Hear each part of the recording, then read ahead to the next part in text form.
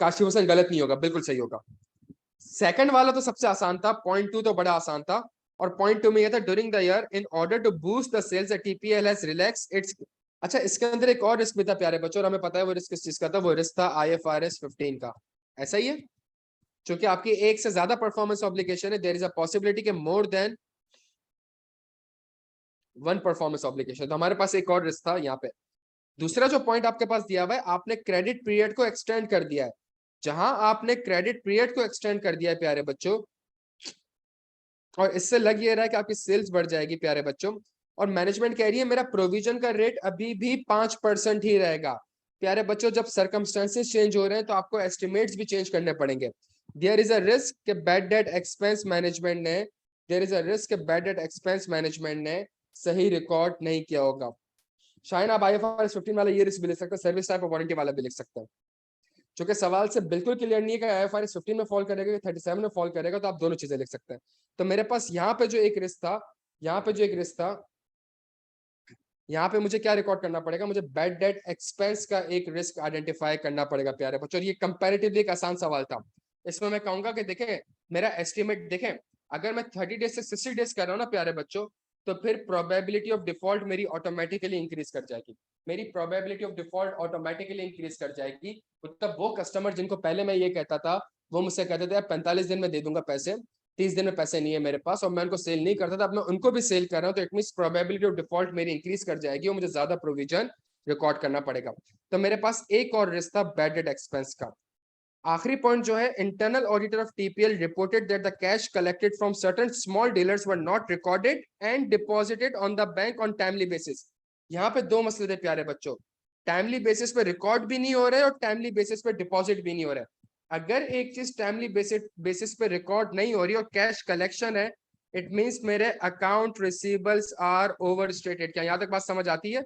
मुझे एक बंदे ने 28, मेरा 30 जून 2022 का ऑडिट है, 28 जून को मुझे पेमेंट मिल चुकी है, लेकिन मैंने उसको टाइमली रिकॉर्ड नहीं करा, तो मैंने उसको रिकॉर्ड कब किया होगा? जुलाई में रिकॉर्ड किया होगा।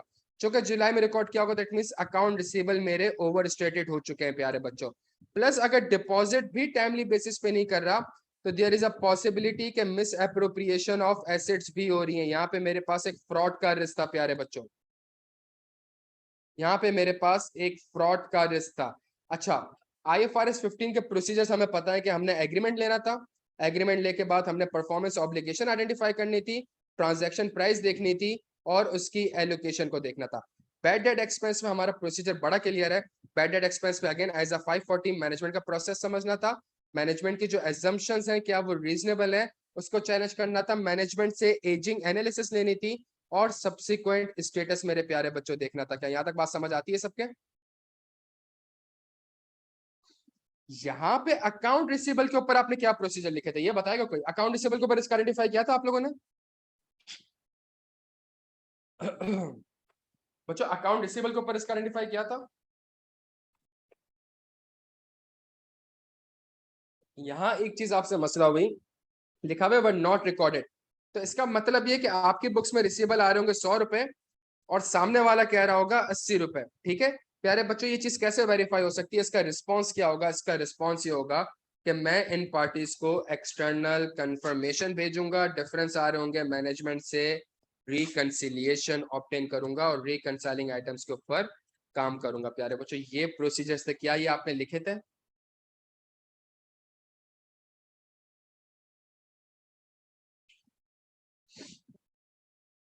अकाउंट रिसीवेबल के ऊपर पूरे सवाल में दो रिश्ते, एक यहाँ पे रिश्ता बैड डेट का और यहाँ पे रिश्ता वैल्यूएशन का। ये जो रिश्ता प्यारे बच्चों, ये वैल्यूएशन का रिश्ता मेरे पास, कि बैड डेट एक्सपेंस मैनेजमेंट ने सही रिकॉर्ड नहीं किया होगा, और यहाँ पे जो रिस्क मेरे पास आ रहा था, यहाँ पे मेरे पास रिस्क आ रहा था राइट्स का। क्लियर है हम सारे यहाँ पे? तो इस सवाल में जो आप लोग बता रहे हैं प्यारे बच्चों, मुझे लगता है 6-7 मार्क्स आप लोगों ने आराम से इसमें सिक्योर कर लिए होंगे। और हम ये कुछ हो जाती है ना गलतियां, देखे ना, लिखा है ना one not recorded and deposited, recorded and deposited, सही है। और इसका मैं कॉम्प्रिहेंसिव आंसर भी बनाऊंगा, जिस तरह मैंने लास्ट बैच में आप लोगों को पिछले 6-7 अटेम्प्ट के आंसर दिए थे, इसका भी मैं आंसर बनाऊंगा।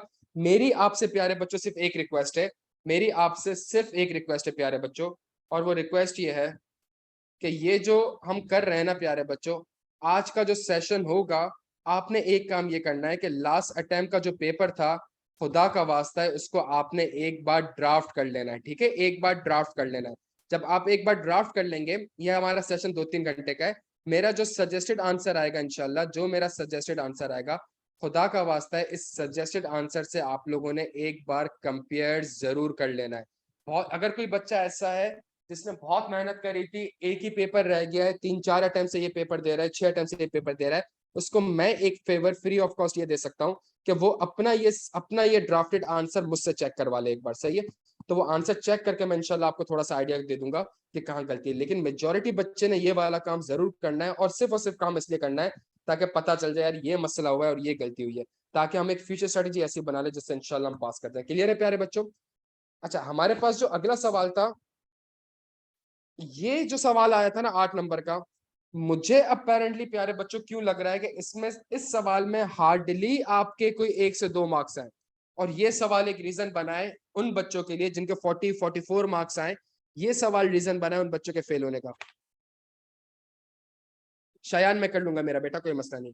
इस सवाल में क्या लिखा था आपने, सवाल समझ आया था आपको? ये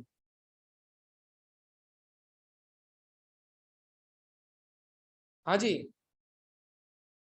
सर, लास्ट पर छोड़ा था, अटेम्प्ट नहीं कर सके थे। स्क्रीन शेयर हो रही है मेरे भाई, सबको स्क्रीन दिख रही है? दिख रहा है लिखा हुआ?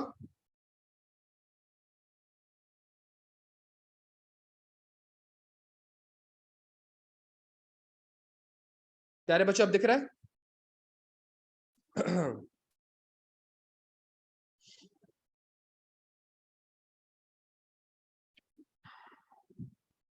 प्यारे बच्चों, ये एक सवाल ऐसा था जो कि मुझे अपेरेंटली लगता है कि एक रीजन बना आपके फेल होने का, उन बच्चों का स्पेशली जो 44-46 मार्क्स। और ये पूरे पेपर का सबसे आसान सवाल था, ये हमारे पूरे पेपर का सबसे आसान और इजीएस्ट क्वेश्चन था, सबसे इजीएस्ट क्वेश्चन था। ये वो सवाल था जिसकी वजह से आप पेपर में पास हो सकते थे, और ये वो सवाल था जिसकी वजह से आप फेल हो गए। प्यारे बच्चों, मैं आपको अभी प्रूफ कर देता हूँ, मैं आपको अभी प्रूफ कर देता हूँ। जिसने कैफ में तमीज से और अच्छा पढ़ा होगा, उसने बड़े आराम से ये सवाल कर लिया होगा। मैं आपके साथ सवाल रीड कर लेता हूँ। During the planning phase, your audit team has been informed that TPL has been investing heavily in ICT. एक इंफॉर्मेशन टेक्नोलॉजी में इन्वेस्ट कर रही है, इंफ्रास्ट्रक्चर में इन्वेस्ट कर रही है। This has helped them to grow substantially and they have established their presence across 30 cities.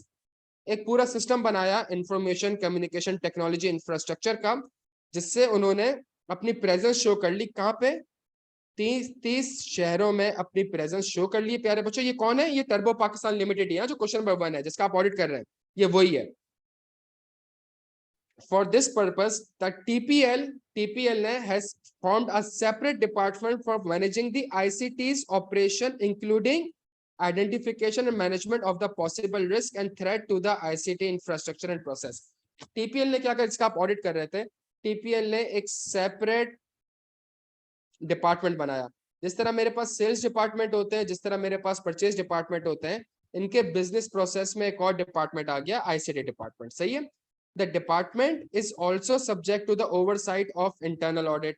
Sir यहाँ पे इस पूरे डिपार्टमेंट को ओवरसाइट कौन करेगा? सर इंटरनल ऑडिट से इस डिपार्टमेंट को तो ओवरसाइट नहीं करता, इंटरनल डिपार्टमेंट तो सारी डिपार्टमेंट को ओवरसाइट करता है। That carries out the risk assessment whenever asked by the audit committee. ये एक इंफॉर्मेशन लिखी हुई है, इसको मैं हाईलाइट कर रहा हूँ। The latest risk assessment was carried out by the internal audit department in 2021, in which they had identified and established updated mapping of the business function, roles and supporting process to identify interdependencies related to ICT and security risk. The next such exercise is planned to be conducted in 2023, in which they intend to classify the identified business functions, supporting process and सवाल आपको confusing लगा था प्यारे बच्चों? सवाल की requirement है, identify the control weakness in the above situation and suggest the improvement that the TPL should introduce in order to overcome those weakness. सवाल आया है आइडेंटिफाई द कंट्रोल वीकनेस। मैं अगर आपकी जगह होता, मैं कहता सवाल आया है इंटरनल कंट्रोल से, सही है, मैं इंटरनल कंट्रोल लिखता। फिर मैं कहता इंटरनल कंट्रोल के कुछ एनवायरनमेंट होता है। पहला होता है कंट्रोल एनवायरनमेंट, दूसरा होता है एंटिटीज रिस्क असेसमेंट प्रोसेस, तीसरा मेरे पास होता है इंफॉर्मेशन सिस्टम, चौथा मेरे पास होता है कंट्रोल एक्टिविटीज, और पांचवा मेरे पास होता है मॉनिटरिंग ऑफ कंट्रोल। सही है क्या जी? मैं अगर आपकी जगह होता मैं कहता इंटरनल कंट्रोल है ना, तो मतलब यहां से कहीं आंसर बनाना। फिर मैं कहता मॉनिटरिंग ऑफ कंट्रोल कौन करता है? मैं कहता मॉनिटरिंग ऑफ कंट्रोल तो इंटरनल ऑडिट करता है। मैंने कहा जबरदस्त, इंटरनल ऑडिट जो है वो मॉनिटरिंग ऑफ कंट्रोल करता है। इंटरनल ऑडिट जो है वो मॉनिटरिंग, मैंने कहा इंटरनल ऑडिट के ऊपर एक आइजा 610 है, इंटरनल ऑडिट के ऊपर एक आइजा 610 है, और हमें पता है इंटरनल ऑडिटर का रोल क्या होता है। अब मैं ये सारी चीज रखता, मैं ये सारी चीजें सामने रखता, और मैं ये कहता इसमें वो कंट्रोल वीकनेस जो आपको बताने की कोशिश कर रहा है वो आईसीटी में बताने की नहीं कर रहा। ये जो इंटरनल, ये पूरा पैराग्राफ जो लिखा हुआ है इंटरनल ऑडिट से रिलेटेड, ये इसके ऊपर आपसे कंट्रोल वीकनेस पूछ रहा है। मुझे एक बात बताएं, आपकी आपके 30 शहरों में प्रेजेंस 2022 में आई है, 30 जून 2022 ऊपर सवाल में लिखा हुआ है। और रिस्क असेसमेंट कब हुई है प्यारे बच्चों? जल्दी से बता दे, रिस्क असेसमेंट लास्ट कब हुई है? 2021 में। आपने कहना था सबसे पहला पॉइंट, आपने कंट्रोल वीकनेस में कहना था the risk assessment process is not updated, is not updated. दूसरी चीज वो कह रहा है when ever asked by the audit committee, when ever asked by the audit committee. आपने दूसरा पॉइंट ये बताना था इसके ऊपर, ऑडिट कमेटी मुझसे कहेगी तो मैं करूंगा, इसका मतलब मेरा अपना कोई टीओआर नहीं है, मेरा कोई टर्म्स ऑफ रेफरेंस नहीं है, कोई सिस्टमैटिक एंड डिसिप्लिन अप्रोच नहीं है, कोई सिस्टमैटिक एंड डिसिप्लिन अप्रोच नहीं है प्यारे बच्चों। क्या यहां तक बात समझ आती है? इट मींस, एक आपने अक्सर देखा होगा इंटरनल ऑडिटर एक पूरा स्कोप बनाता है कि भाई अगर आप फॉर एग्जांपल बैंक ऑडिट करते हैं तो बैंक में एक पूरा स्कोप बनता है, वो कहता है कि भाई 1200 ब्रांचेस हैं, हम इस साल इतनी ब्रांचेस को सेलेक्ट करने जा रहे हैं, हम इस साल इन इन एरियाज को देखेंगे। इट मींस कोई ऑडिट स्कोप ही नहीं है। इट मींस कंट्रोल एनवायरनमेंट में एक चीज होती थी, participation by those charge with governance. याद आ रहा है प्यारे बच्चों? Participation by those charge with governance. एक और मसला ये हो गया कि ऑडिट कमेटी अपेरेंटली ऐसा लगता है कि oversight by those charge with governance नहीं है। Audit committee is the those charged with governance, the subcommittee of the board of director, oversight by those charged with governance नहीं है प्यारे बच्चों। क्या यहाँ तक बात समझ आती है सबके?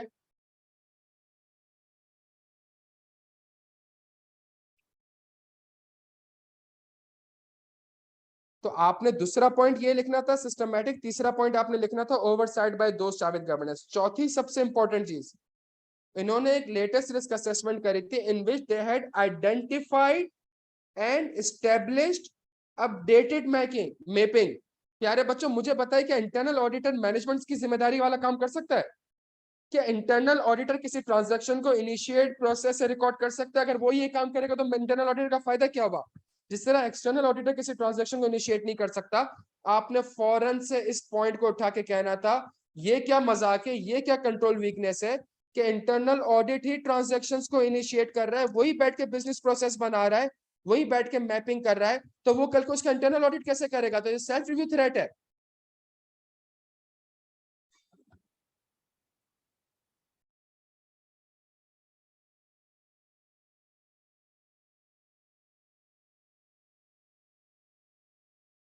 क्या यहां तक बात समझ आ रही है प्यारे बच्चों?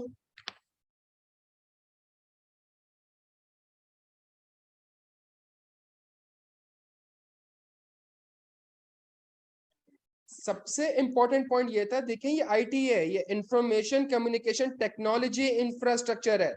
जब ये इंफॉर्मेशन कम्युनिकेशन टेक्नोलॉजी इंफ्रास्ट्रक्चर है, तो इंटरनल ऑडिट जो आपसे कह रहा है कि the next such exercise is plan to be conducted in 2023 in which they intend to classify the identified business function, supporting process and information asset. इस चीज में सबसे बड़ी इंपॉर्टेंट चीज क्या मिसिंग है? आईटी खुद मिसिंग है इसके अंदर। फॉर एग्जाम्पल अगर आईटी है तो कहीं साइबर अटैक तो नहीं हो गया? अगर आईटी है तो कहीं अनऑथराइज चेंजेस तो नहीं हो रही? कोई बंदा इस सिस्टम का अनऑथराइज एक्सेस तो नहीं कर रहा? आपने आईटी से रिलेटेड ये कन्वेंशनली थोड़ी देख रहा होगा, परचेज डिपार्टमेंट है तो मैपिंग हुई है, प्रोसेस बना हुआ है कि नहीं हुआ हुआ। आपने तो आईटी के एस्पेक्ट से इस चीज को चैलेंज करना था। और ये एक बड़ा आसान सवाल है। जिसने कैफ में आइजा 610 अच्छे से पढ़ा होगा, जिसने कैफ में आइजा 610 अच्छे से पढ़ा होगा, और अक्सर सवाल में आता था बताएं क्या आप इंटरनल ऑडिट फंक्शन के काम पे रिलाई करेंगे, तो प्यारे बच्चों मोर और लेस यही तो सिनेरियोस दिए हुए होते थे। बस फर्क इतना होता था, वहां पे लिखा हुआ होता था कि इंटरनल ऑडिटर ने फॉर एग्जांपल परचेज ऑर्डर बनाया। यहाँ थोड़ा सा टेक्निकल वर्ड यूज हुआ था।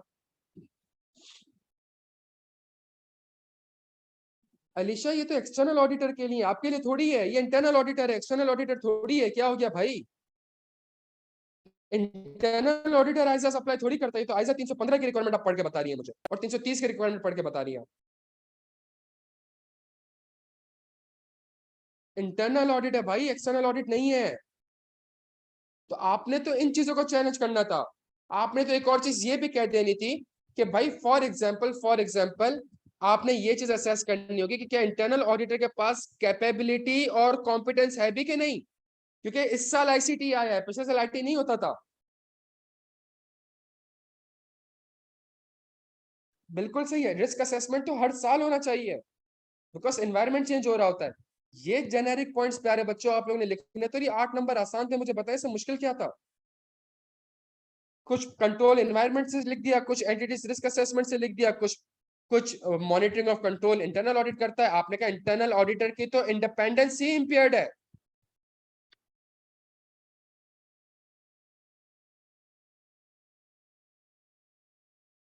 तो जो वीकनेस आपने बताई इसी का ऑपोजिट रिकमेंडेशन था। बच्चों यहां तक बात समझ आ रही है? सिर्फ उसने कंफ्यूज किए आईटी के वर्ड वगैरह यूज करके, उसकी कोई रेलिवेंट नहीं थी apart from one point. Overall तो ये चीज आपको चैलेंज करनी थी कि इंटरनल ऑडिटर ये सारे काम क्यों कर रहा है, इंटरनल ऑडिटर इनिशिएट क्यों कर रहा है। उसको तो रिव्यू करनी चाहिए चीजों को। ऑडिट कमेटी जब बोलेगी, क्या मतलब बोलेगी? साल में 4 बार कमिटीज नहीं होती क्या? पार्टिसिपेशन बाय दो स्टाफ गवर्नेंस नहीं हो रहा क्या? रिस्क असेसमेंट 2021 में होता है, रिस्क असेसमेंट तो अपडेटेड होना चाहिए। इंटरनल ऑडिट काम तो रिव्यू करना है। ये क्या बात हुई कि इंटरनल बैठ के चीजों को बना रहा है, बैठा रहा है? क्या यहाँ तक बात समझ आती है प्यारे बच्चों? ये एक सवाल ऐसा था 8 नंबर का जो कि अपेरेंटली आई कैप ने आपको थोड़ा सा कंफ्यूज किया। मैं अगेन आपसे कह रहा हूँ ये आसान सवाल था, ये मुश्किल सवाल नहीं था। और यहाँ आप लोग ये जो टोटल फिर 20 नंबर बने ना, ये टोटल पार्ट 1 क्वेश्चन नंबर 1 और 2, ये जो क्वेश्चन नंबर 1 का पार्ट ए और पार्ट बी 20 नंबर बने। तो अपेरेंटली ऐसा लग रहा है कि इस 20 में से आप लोगों ने हार्डली 7 से 8 मार्क्स सिक्योर करे होंगे। अब बाकी 80 में से 42 मार्क्स सिक्योर करना थोड़ा सा ट्रिकी हो जाता है प्यारे बच्चों, और आगे और मुश्किल सवाल है। क्लियर है हम सारे यहाँ तक? चले जी प्यारे बच्चों, कुछ फायदा हो रहा है सेशन का? सिर्फ गलती आइडेंटिफाई कर रहे हैं, फिर स्ट्रेटेजी बनाएंगे, फिर इसका एक प्रॉपर रिटर्न आंसर होगा, इंशाल्लाह उसको भी कंपेयर करेंगे। सही है? गलती आइडेंटिफाई हो जाए फिर इंशाल्लाह कोई मसला नहीं, फिर इंशाल्लाह पास है। ये सवाल अब देखे ना, अब बच्चा कह रहा है कि यार एक सेकंड मेरा पेन।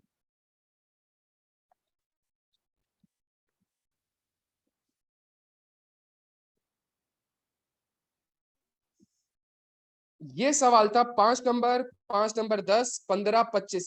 ये 25 मार्क्स का सवाल था। ये आपको सवाल बिल्कुल स्टार्टिंग में करना चाहिए था, पेपर के शुरू के 1 घंटे में करना चाहिए था।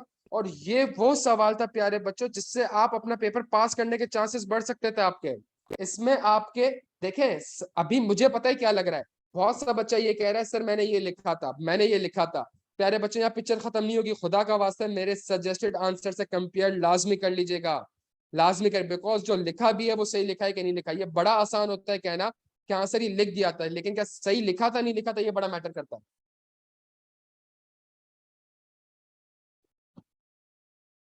स्टार्ट करें प्यारे बच्चों?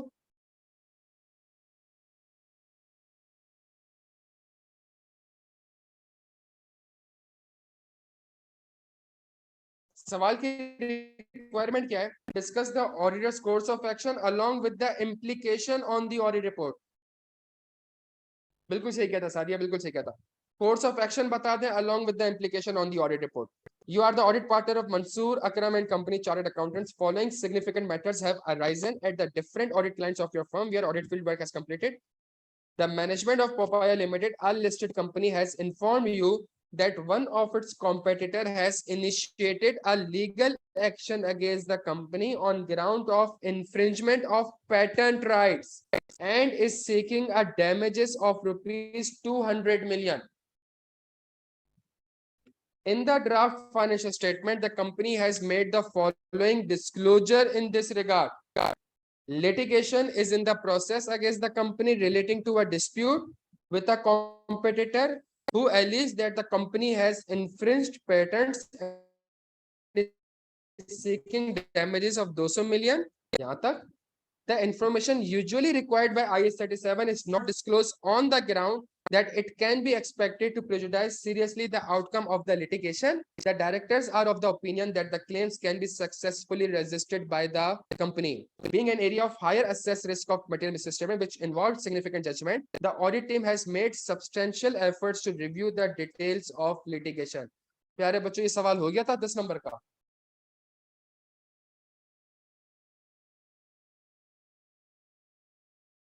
इसमें क्या लिखा हमने? कोर्स ऑफ एक्शन में क्या लिखा?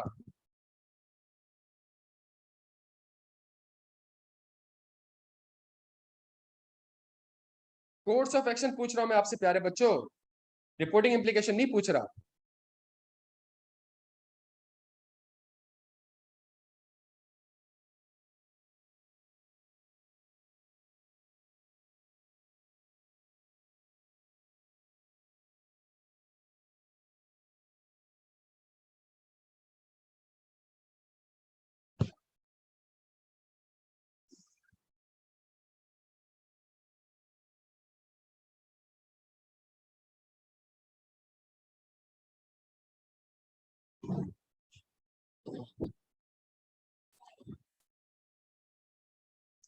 प्यारे बच्चों, सबसे पहली बात ये सवाल पढ़ने की कोशिश करिएगा. सवाल में लिखा हुआ क्या है? In the draft financial statement the company has made the following disclosure. It means ये डिस्क्लोजर फाइनेंशियल स्टेटमेंट में ऑलरेडी आ रहा है. फाइनेंशियल स्टेटमेंट में प्यारे बच्चों डिस्क्लोजर आ रहा है, लेकिन क्या वो डिस्क्लोजर आपको एडिक्वेट लग रहा है?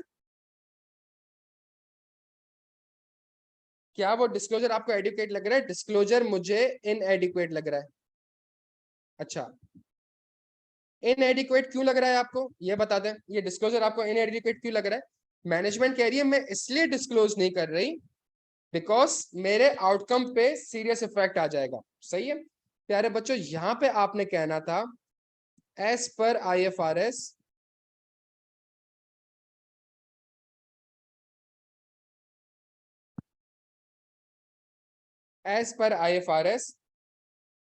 There is no such exception. ऐसा ही है.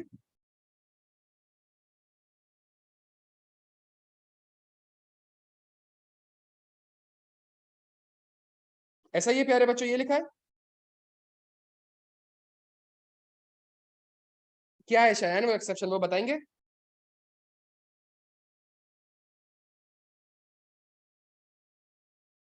IFRS की बात कर रहा हूं. जी जी वही पूछ रहा हूं.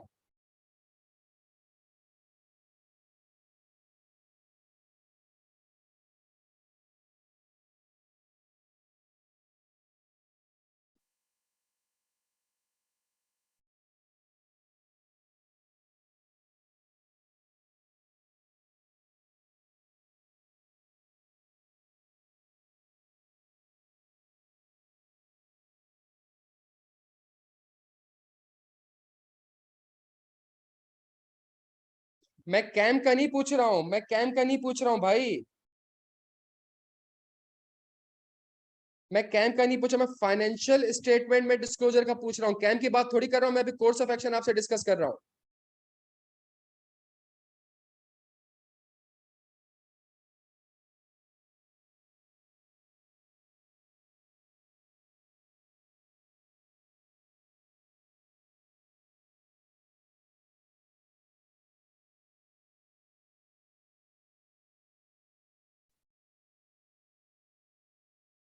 चलिए बच्चों जवाब दें, इसमें आपने पार्टिसिपेट करना है.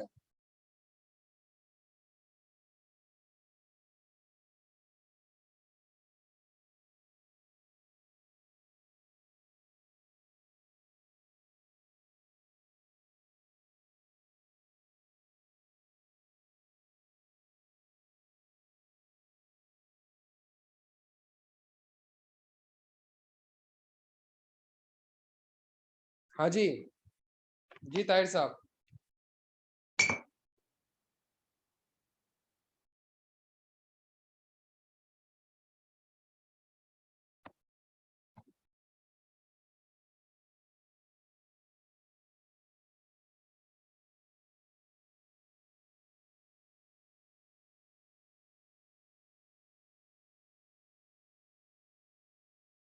प्यारे बच्चों, मैं आपको एक बात बता देता हूँ, सुन ले यार। ये एडमिन ने एक व्हाट्सएप का ग्रुप सेंड किया, जो व्हाट्सएप ग्रुप पे ज्वाइन ऐड ना हो वो ऐड हो जाए, सही है। अगर किसी ने व्हाट्सएप ग्रुप ज्वाइन नहीं किया वो तो ज्वाइन हो जाए।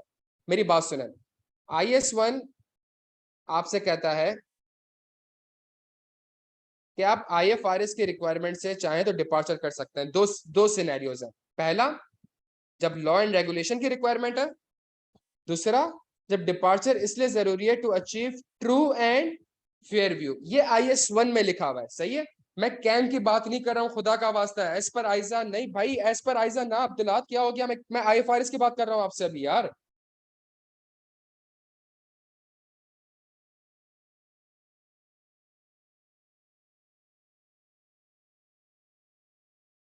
क्या यहां तक बात समझ आ रही है सबके?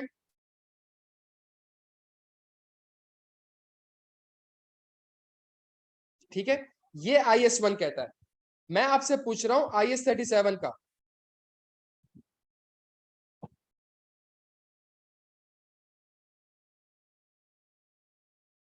ठीक है, आपने कहा जी एक्स पर IS37 लेट से अलाउड है कि मैं डिस्क्लोजर को, अगर प्रेजुडिस करता है मेरी पोजीशन को, तो मैं कर सकता हूं।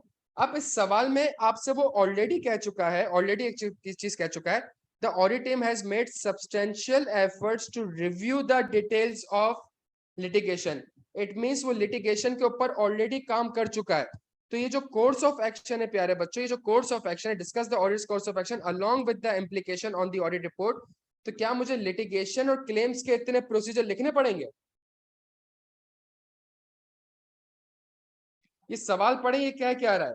ये कह रहा है कि लिटिगेशन क्लेम्स के ऊपर all team already substantial efforts कर चुकी है।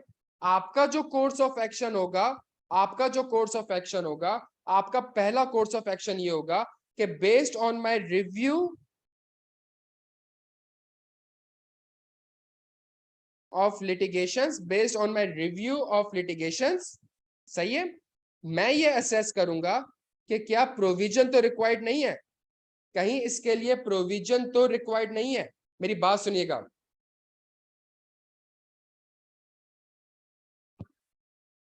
प्लस वो आपसे कह भी रहा है audit procedures are not required, discuss the auditors course of action. सिर्फ वो आपसे कह रहा है कि आप मुझे स्ट्रेटेजी बना के दे दें कि आप क्या काम कर। कितने लोगों ने लिटिगेशन एंड क्लेम्स के प्रोसीजर्स मेंशन कर दिए थे प्यारे बच्चों?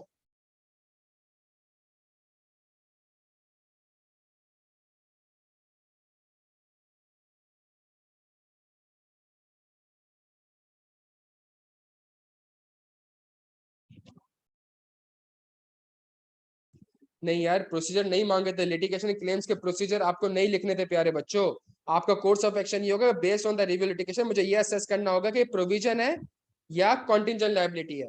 अगर प्रोविजन है तो मैनेजमेंट ने क्या एडिक्वेट प्रोविजन रिकॉर्ड कर लिया है, पहली चीज। और अगर कंटीजेंट लायबिलिटी है, और अगर कंटीजेंट लायबिलिटी है,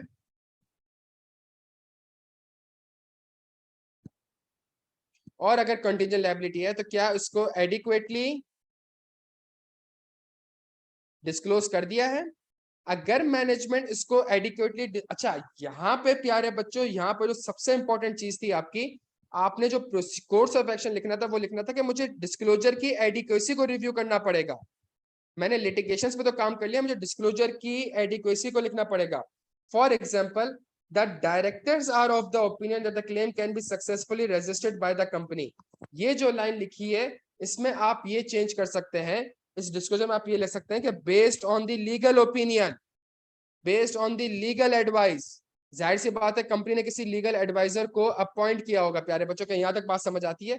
अगर इस डिस्क्लोजर में मैनेजमेंट कोई एक्सेप्शन ले रही है, अगर मैनेजमेंट कोई एक्सेप्शन ले रही है, तो आपका कोर्स ऑफ एक्शन ये होगा प्यारे बच्चों कि क्या ये एक्सेप्शन जो मैनेजमेंट कह रही है आपको, क्या ये वाकई में एक्यूरेट, रेलिवेंट और इसका रैशनल है भी कि नहीं। बिल्कुल बिल्कुल नया 10 नंबर का सवाल था, तो इसी तरीके से लिखना था।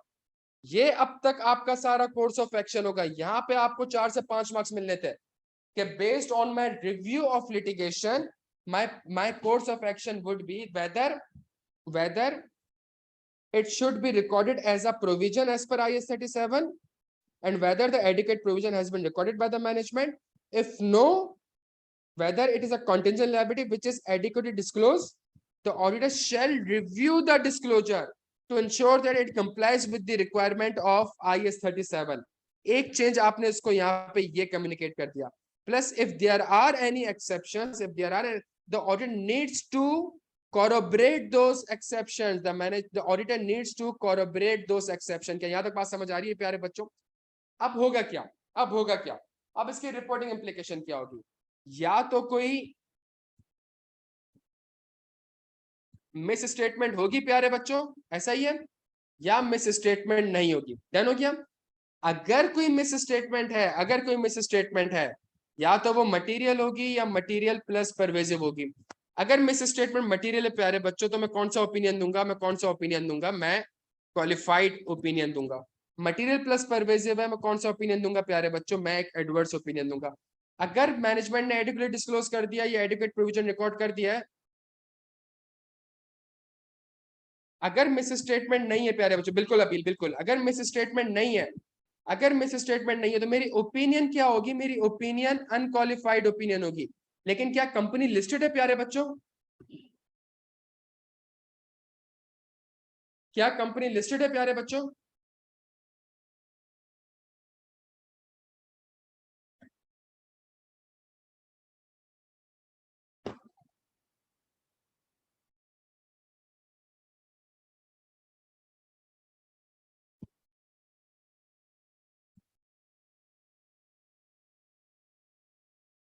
सर लिस्टेड कंपनी है. नहीं, लग नहीं रहा नाम से, लिखा हुआ है लिस्टेड कंपनी. भाई क्या हो गया? सर अगर ये लिस्टेड कंपनी है, तो इस मैटर को मैं कहाँ कम्युनिकेट करूंगा? कैम में कम्युनिकेट करूंगा. बस आपने इसमें एक चीज ऐसी ऐड कर देनी थी, आपने एक लाइन ये लिखनी थी कि कैम में वो चीज मैं कम्युनिकेट नहीं करूंगा जो जो मैनेजमेंट ने डिस्क्लोज नहीं करी. ऐसा नहीं है मैनेजमेंट का इंटरेस्ट प्रेजुडाइज हो रहा है तो आपने बैठ के कैम में कम्युनिकेट कर दिया.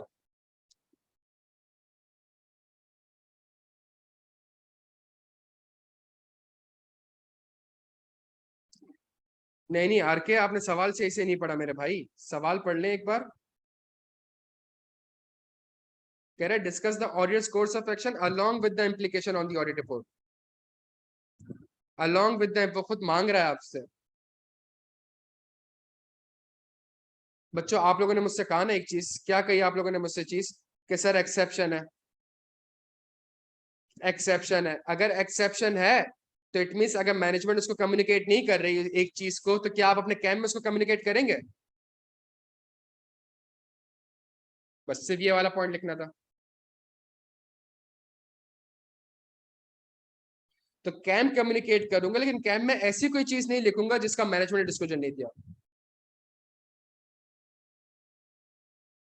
शायद वो तो मिस स्टेटमेंट में ऑलरेडी आ गया. अगर मैं कह रहा हूं मिस स्टेटमेंट है, तो मैंने सिर्फ एक वर्ड मिस स्टेटमेंट लिखा है, इसके अंदर सारी पॉसिबिलिटीज आ गई. फॉर एग्जाम्पल प्रोविजन एडिक्वेट नहीं है, फॉर एग्जाम्पल डिस्क्लोजर एडिक्वेट नहीं है, सब इसके अंदर कवर्ड हो गया.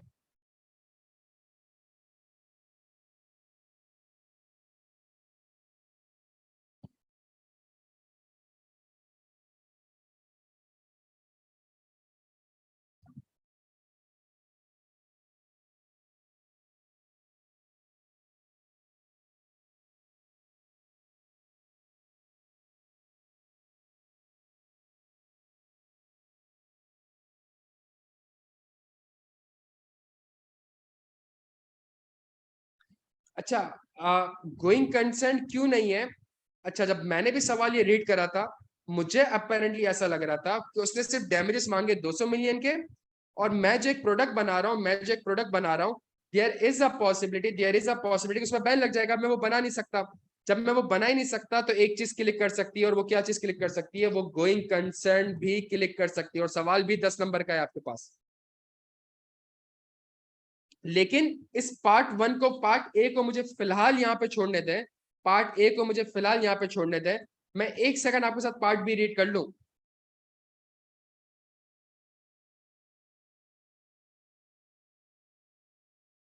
आपको सिर्फ समझ आ रहा है कि पार्ट ए में गोइंग कंसर्न मैं भी डिस्कस क्यों नहीं कर रहा। अगर मैं आपके साथ पार्ट बी पढ़ूं प्यारे बच्चों,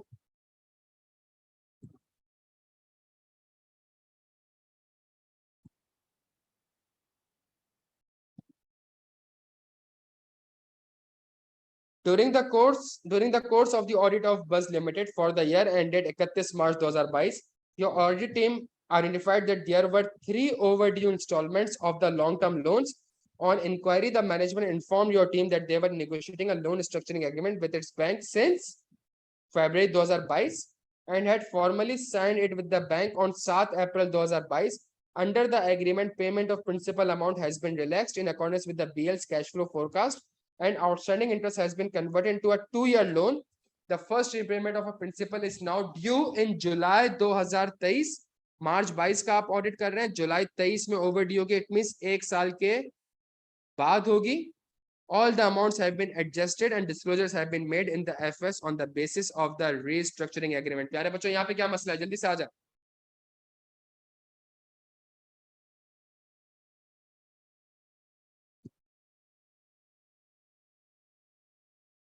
जोहेब अख्तर, आइजा 560 कहां से आ गया यार?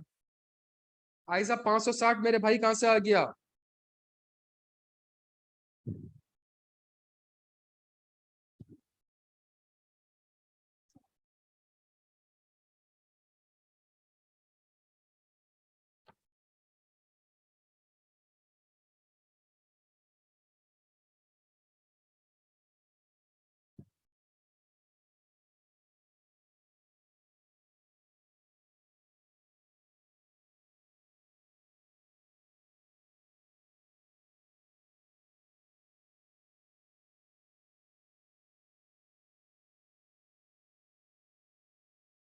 चले जी प्यारे बच्चों, पहली चीज पहला point, discuss the course of action.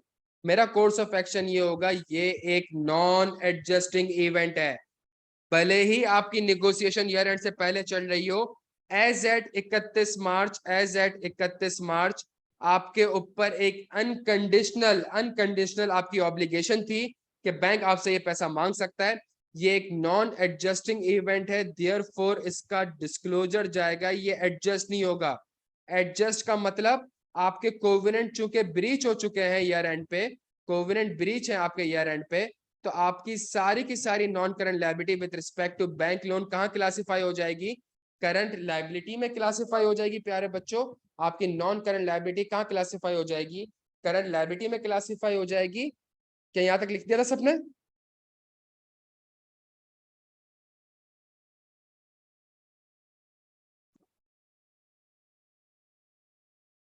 Plus एक और कोर्स ऑफ एक्शन ये होगा कि अगर आपके कोवेनेंट ब्रीच हुए हैं तो देयर इज अ पॉसिबिलिटी, किस चीज की पॉसिबिलिटी?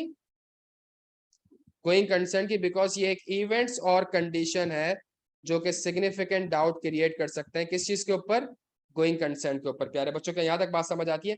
तभी पार्ट ए में मैंने गोइंग कंसर्न इसलिए नहीं लिखा बिकॉज पार्ट बी में भी एक चीज ट्रिगर कर रही थी, और क्या ट्रिगर कर रही थी? गोइंग कंसर्न ट्रिगर कर रही थी। क्या यहाँ तक बात समझ आती है?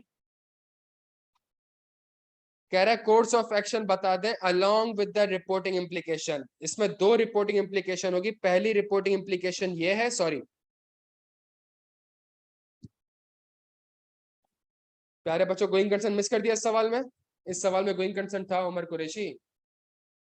पहली रिपोर्टिंग इम्प्लीकेशन ये होगी कि अगर मैनेजमेंट इसको एडजस्ट कर देती है, करंट लायबिलिटी शो नहीं करती, नॉन करंट लायबिलिटी शो करती है, सही है, तो ये एक मिस स्टेटमेंट है। अगर इसका इम्पैक्ट मटेरियल है तो क्वालिफाइड, मटेरियल प्लस परवेजिव है तो एडवर्स ओपिनियन।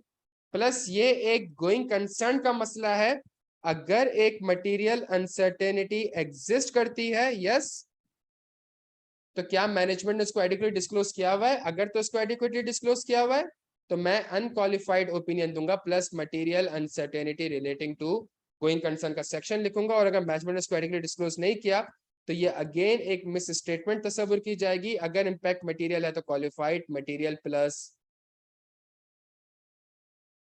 परवेजिव है तो एडवर्स ओपिनियन। क्या यहाँ तक बात समझ आती है प्यारे बच्चों? नहीं, कोर्स ऑफ एक्शन में यही तो लिखना था भाई, सिर्फ ये तो नॉन एडजस्टिंग है, मैनेजमेंट ने क्या एडजस्ट किया वही तो आइडेंटिफाई करना था इस सवाल में यार। सादिया यहाँ मसला आ रहा है, देखें यहाँ मसला आ रहा है प्यारे बच्चों। और फिर मैं क्या करता, ये जो मैंने गोइंग कंसर्न का लिखा सारा पॉइंट, मैं कह देता ये पार्ट ए के लिए भी रेलिवेंट है, अगर गोइंग कंसर्न ट्रिगर कर रही है तो मैं अपना टाइम भी सेव कर लेता, और इस तरीके से थोड़ा सा लिख देता। प्यारे बच्चों, क्या यहाँ तक बात समझ आ रही है आपके?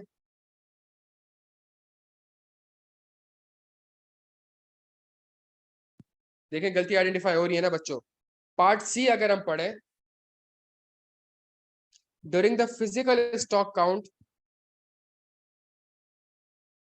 during the physical stock count at the audit of Capital Limited, certain expired stock items were identified, which were included in the year-end stock balance at their carrying value. During the physical stock count at the audit of Capital Limited, certain expired stock items were identified, which were included in the year-end stock balance at their carrying value. जल्द उम्र मिल जाएगी। The management represented that they have maintained a 10% general provision of rupees 15 million for slow moving and obsolete stocks in the FS, and consequently no specific provision is required for expired stock items identified during the physical count. On further inquiry, the management informed that this provision has been maintained for the last many years, but they failed to substantiate the basis of this provision.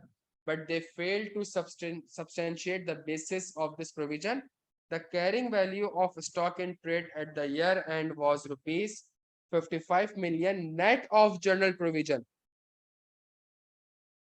उन्होंने provision कितना create किया हुआ है प्यारे बच्चों? 15 million का। तो it mean total amount कितनी हो गई? टोटल अमाउंट हो गई 70 मिलियन की। क्या यहां तक बात समझ आती है? टोटल अमाउंट 70 मिलियन की मेरे पास कैरी हो चुकी है।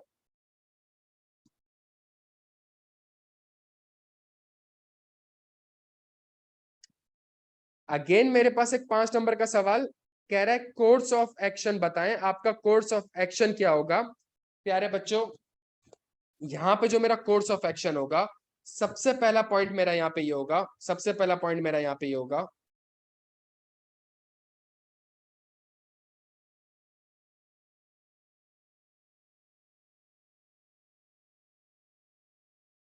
कि जो मैनेजमेंट की एजम्पशन है, मैं सबसे पहले उसको चैलेंज करूंगा कि क्या वो रीजनेबल है भी कि नहीं। सबसे पहली चीज, सबसे पहले उसने ऑडिट प्रोसीजर नहीं मांगे, इसलिए मैं ये नहीं बता रहा मैं किस तरीके से करूंगा। मैं सबसे पहला काम ये करूंगा कि मैनेजमेंट जो ये 10% की ये अमाउंट ले रही है, ये 10% की अमाउंट मैनेजमेंट ले रही है, इसके रैशनल को जस्टिफाई करने की कोशिश करूंगा, क्या यहां तक बात समझ आती है प्यारे बच्चों? क्लियर है हम सारे यहां तक?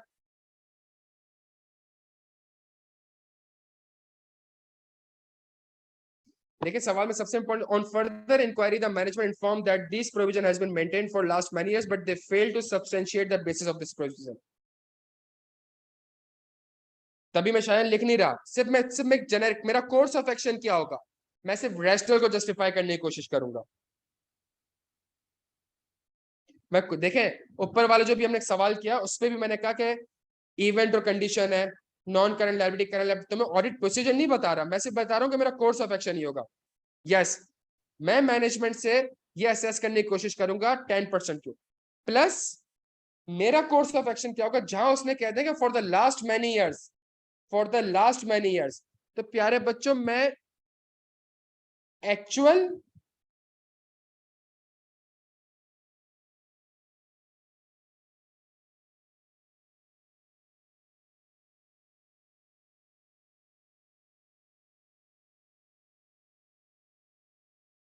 बच्चों ये पॉइंट समझ आ रहा है?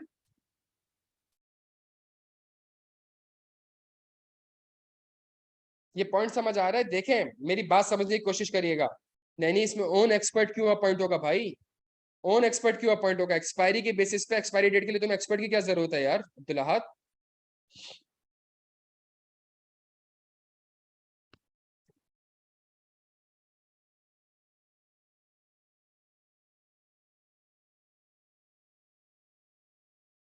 प्यारे बच्चों, अगर फॉर एग्जाम्पल मेरी बात सुनिएगा, अगर अगर एक्चुअल प्रोविजन मेरा ज्यादा है जनरल प्रोविजन से, जो मैनेजमेंट नॉर्मली रिकॉर्ड कर रही है, इसका मतलब है ये क्या हो गई, जल्दी से बता दें ये क्या हो चुकी है।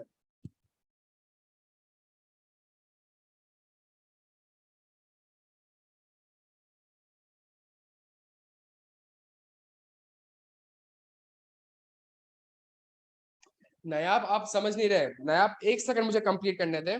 देखिए मेरी बात सुने, मेरी बात सुनिएगा, मैं आपको यूं एग्जांपल के तौर पे एक चीज समझाने की कोशिश करता हूँ, उसको समझने की कोशिश करिएगा। मैं जब कतर में था, तो कतर में एक चॉकलेट कंपनी का ऑडिट किया था मैंने।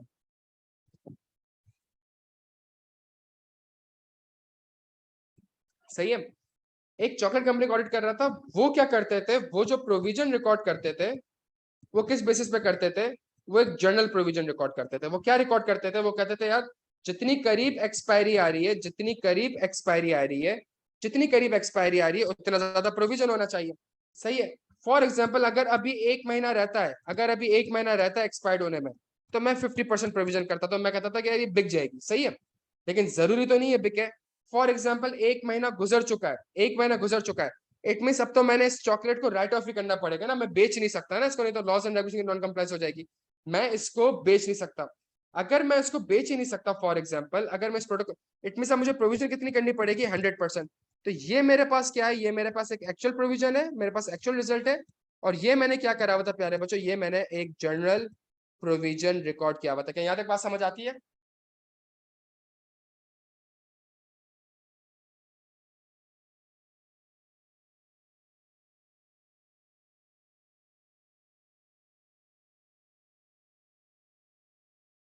अलीशा मुझे मुझे एक सेकंड कंप्लीट करने थे, मुझे एक सेकंड कंप्लीट करने थे।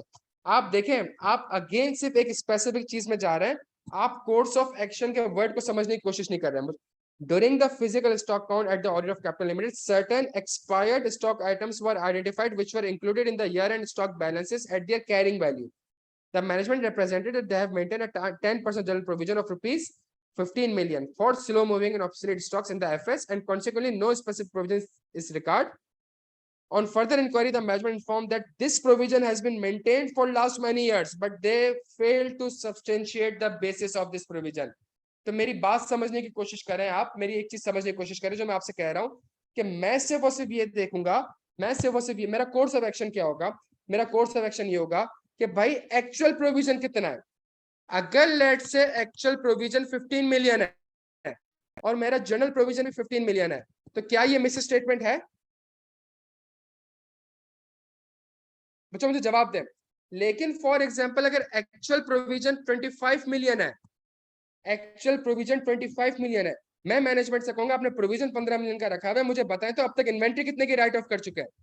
अगर मैनेजमेंट कहती है अब तक इतने की इन्वेंट्री खराब हो चुकी है, लेट से इतने की इन्वेंट्री खराब हो चुकी है, एक्सपायर्ड पड़ी हुई है, और वो एक्सपायर्ड कितनी पड़ी है, लेट से वो एक्सपायर्ड 25 मिलियन की पड़ी हुई है, और आपका आपने प्रोविजन कितना रिकॉर्ड किया हुआ है प्यारे बच्चों, 15 मिलियन का, क्या ये मिस स्टेटमेंट है? प्यारे बच्चों ये मिस स्टेटमेंट है, लेकिन एक मसला है, ये मिस स्टेटमेंट पिछले साल से एक्सीड कर, पिछले साल से पर्टेन करता है।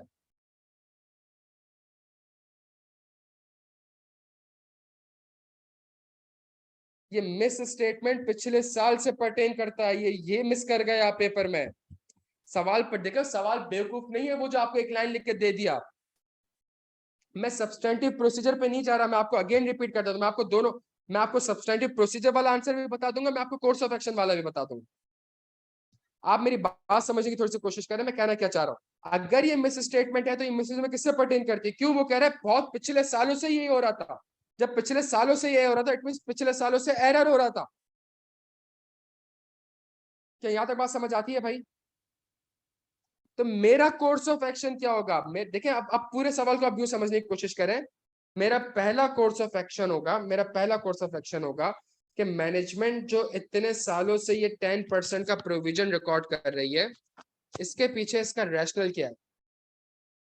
क्या कभी भी सर्कमस्टेंसेस चेंज नहीं हुए जिसकी वजह से इसको चेंज करने की जरूरत पड़े?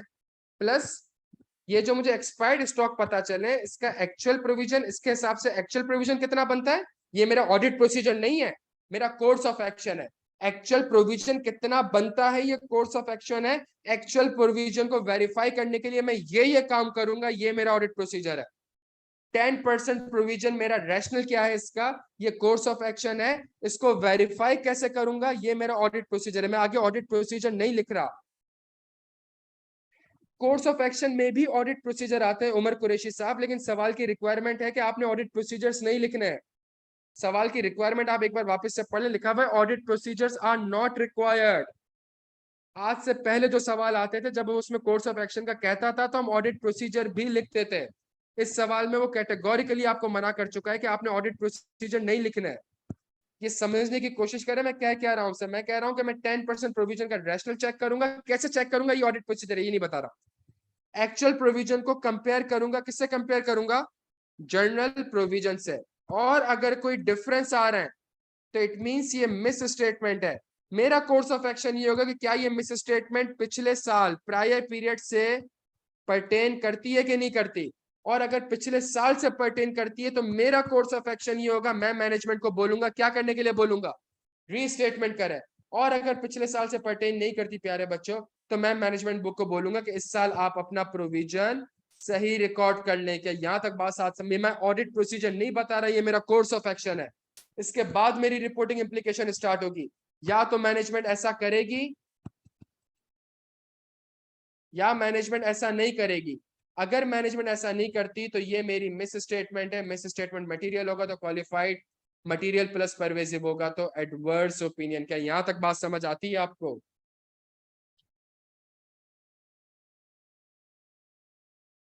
आप खुदा का वास्ते समझने की कोशिश करें, इस चीज में आप कंफ्यूज हो गए। अगर मैं आपसे ये कहता हूं अगर मैं आपसे ये कहता हूं अगर मैं आपसे ये कहता हूं प्यारे बच्चों कि मैं ये चेक करूंगा, मेरा कोर्स ऑफ एक्शन ये होगा कि I will compare the actual provision with the general provision. That is my course of action. मैं ये नहीं लिख रहा कि मैं प्रोविजन को कैसे वेरीफाई करूंगा। अगर मैं कह रहा हूं कि अगर ये मिस स्टेटमेंट पिछले साल से परटेन करती है तो मैं रीस्टेटमेंट की तरफ जाऊंगा, बिकॉज मटीरियल है। मैं ये नहीं कह रहा कि मैं कैलकुलेशन करके इसको चेक करा रहा हूं कि मटीरियल है कि नहीं है। ये खुदा का वास्ते समझने की कोशिश करें। ये 10% प्रोविजन को वेरीफाई करने के लिए 6 प्रोसीजर्स है। मैं प्रोसीजर्स नहीं लिख रहा। ये ऊपर जो हमने गोइंग कंसर्न का सवाल किया था ना प्यारे बच्चों, कहां गया, ये इवेंट और कंडीशन है जो कि गोइंग कंसर्न। तो मैं, ये मेरा कोर्स ऑफ एक्शन है, ये मेरा ऑडिट प्रोसीजर थोड़ी है। इसको वेरीफाई करने के लिए आपको भी पता है कि मैं कितने प्रोसीजर लिखता हूं। मैं लिख रहा हूं कि ये मेरा नॉन एडजस्टिंग इवेंट है।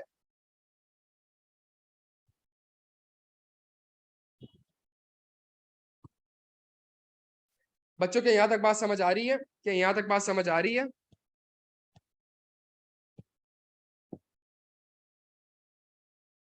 हम अभी तक सिर्फ क्वेश्चन नंबर 2 में पहुंचे हैं प्यारे बच्चों, हम अभी तक सिर्फ क्वेश्चन नंबर 2 में पहुंचे। सही है, और बहुत डिटेल में डिस्कस कर रहे हैं। और जब तक आप क्लियर नहीं हो जाएंगे डिस्कस करते रहेंगे, भले एक और सेशन रखना पड़े। समझ आ रही है बात यहां तक।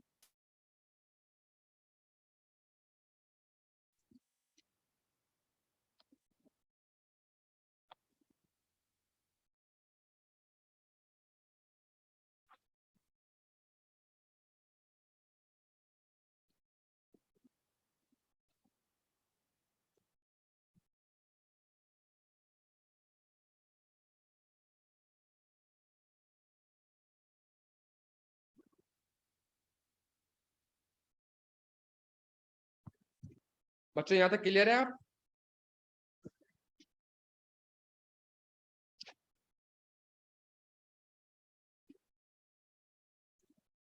अच्छा, जो करंट बैच का स्टूडेंट है उसके लिए भी ये रेलिवेंट है, बिकॉज ये पढ़ चुके हैं हम। जो करंट बैच का स्टूडेंट है उसके लिए भी रेलिवेंट है ये चीज। प्यारे बच्चों, part D. During the year, WL has obtained an office building under a 3-year lease period for relocating its head office according to the lease contract. WL has the right to cancel the lease anytime by giving 1 month notice. Furthermore, after the lease, WL has incurred the substantial leasehold improvement cost on the office building. Considering the lease cancellation option, the management has not recorded the right of use assets and the related lease obligation, as they were of the view that since WL has the right to cancel the lease agreement, It is not a long-term lease. Similarly, all the leasehold improvement costs were expensed out immediately. प्यारे बच्चे, बड़ा आसान सवाल है यार, ये बड़ा आसान सवाल है, ये बड़ा आसान सवाल है, ये IFRS 16 से सवाल आया है, बड़ा आसान सवाल है, जल्दी। मेरा कोड देखें, यही यही मसला है आप लोगों का, शायान और अबील, ये खुर्रम, अभी भी यही मसला है। आप लोग वर्ड क्या यूज कर रहे हैं? Wrong treatment. आप लोग वर्ड क्या यूज कर रहे हैं? मैनेजमेंट की ट्रीटमेंट गलत है। आप लोग क्या कह रहे हैं? ये फाइनेंस लीज है, ये गलत है, ये गलत है। ये शायद ये मिस, ये वर्ड यूज ना करें।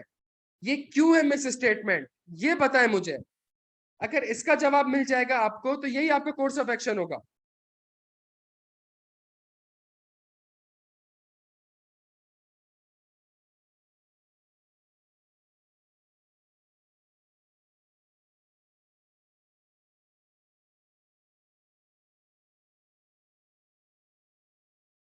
Exactly exactly. अगर नॉन कैंसेलेबल होगा, अगर नॉन कैंसेलेबल होगा तो हम उसको पार्ट बनाते हैं। क्यों?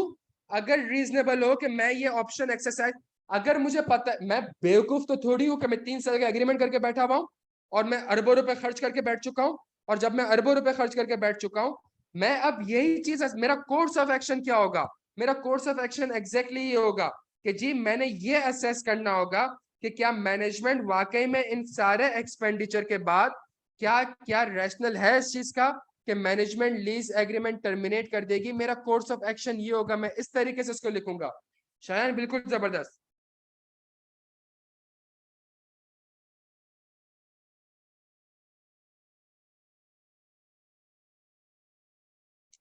मैं ये चेक करूंगा, मेरा कोर्स ऑफ एक्शन होगा कि जो मैंने लीज और लैंड पे एक्सपेंडिचर किए हैं उसकी अमाउंट कितनी है। मैं अमाउंट को वेरीफाई नहीं कर रहा हूँ, खुदा का वास्ता है, इसको ऑडिट प्रोसीजर मत कहिएगा। मैं ये असेस करूँ, अमाउंट ही मैंने 200-300 रुपए की करी हुई है, अब क्या उखाड़ लोगे? हाँ जी, अमाउंट ही 100-200 रुपए की करी है, क्या अब भी टर्मिनेट नहीं करूंगा?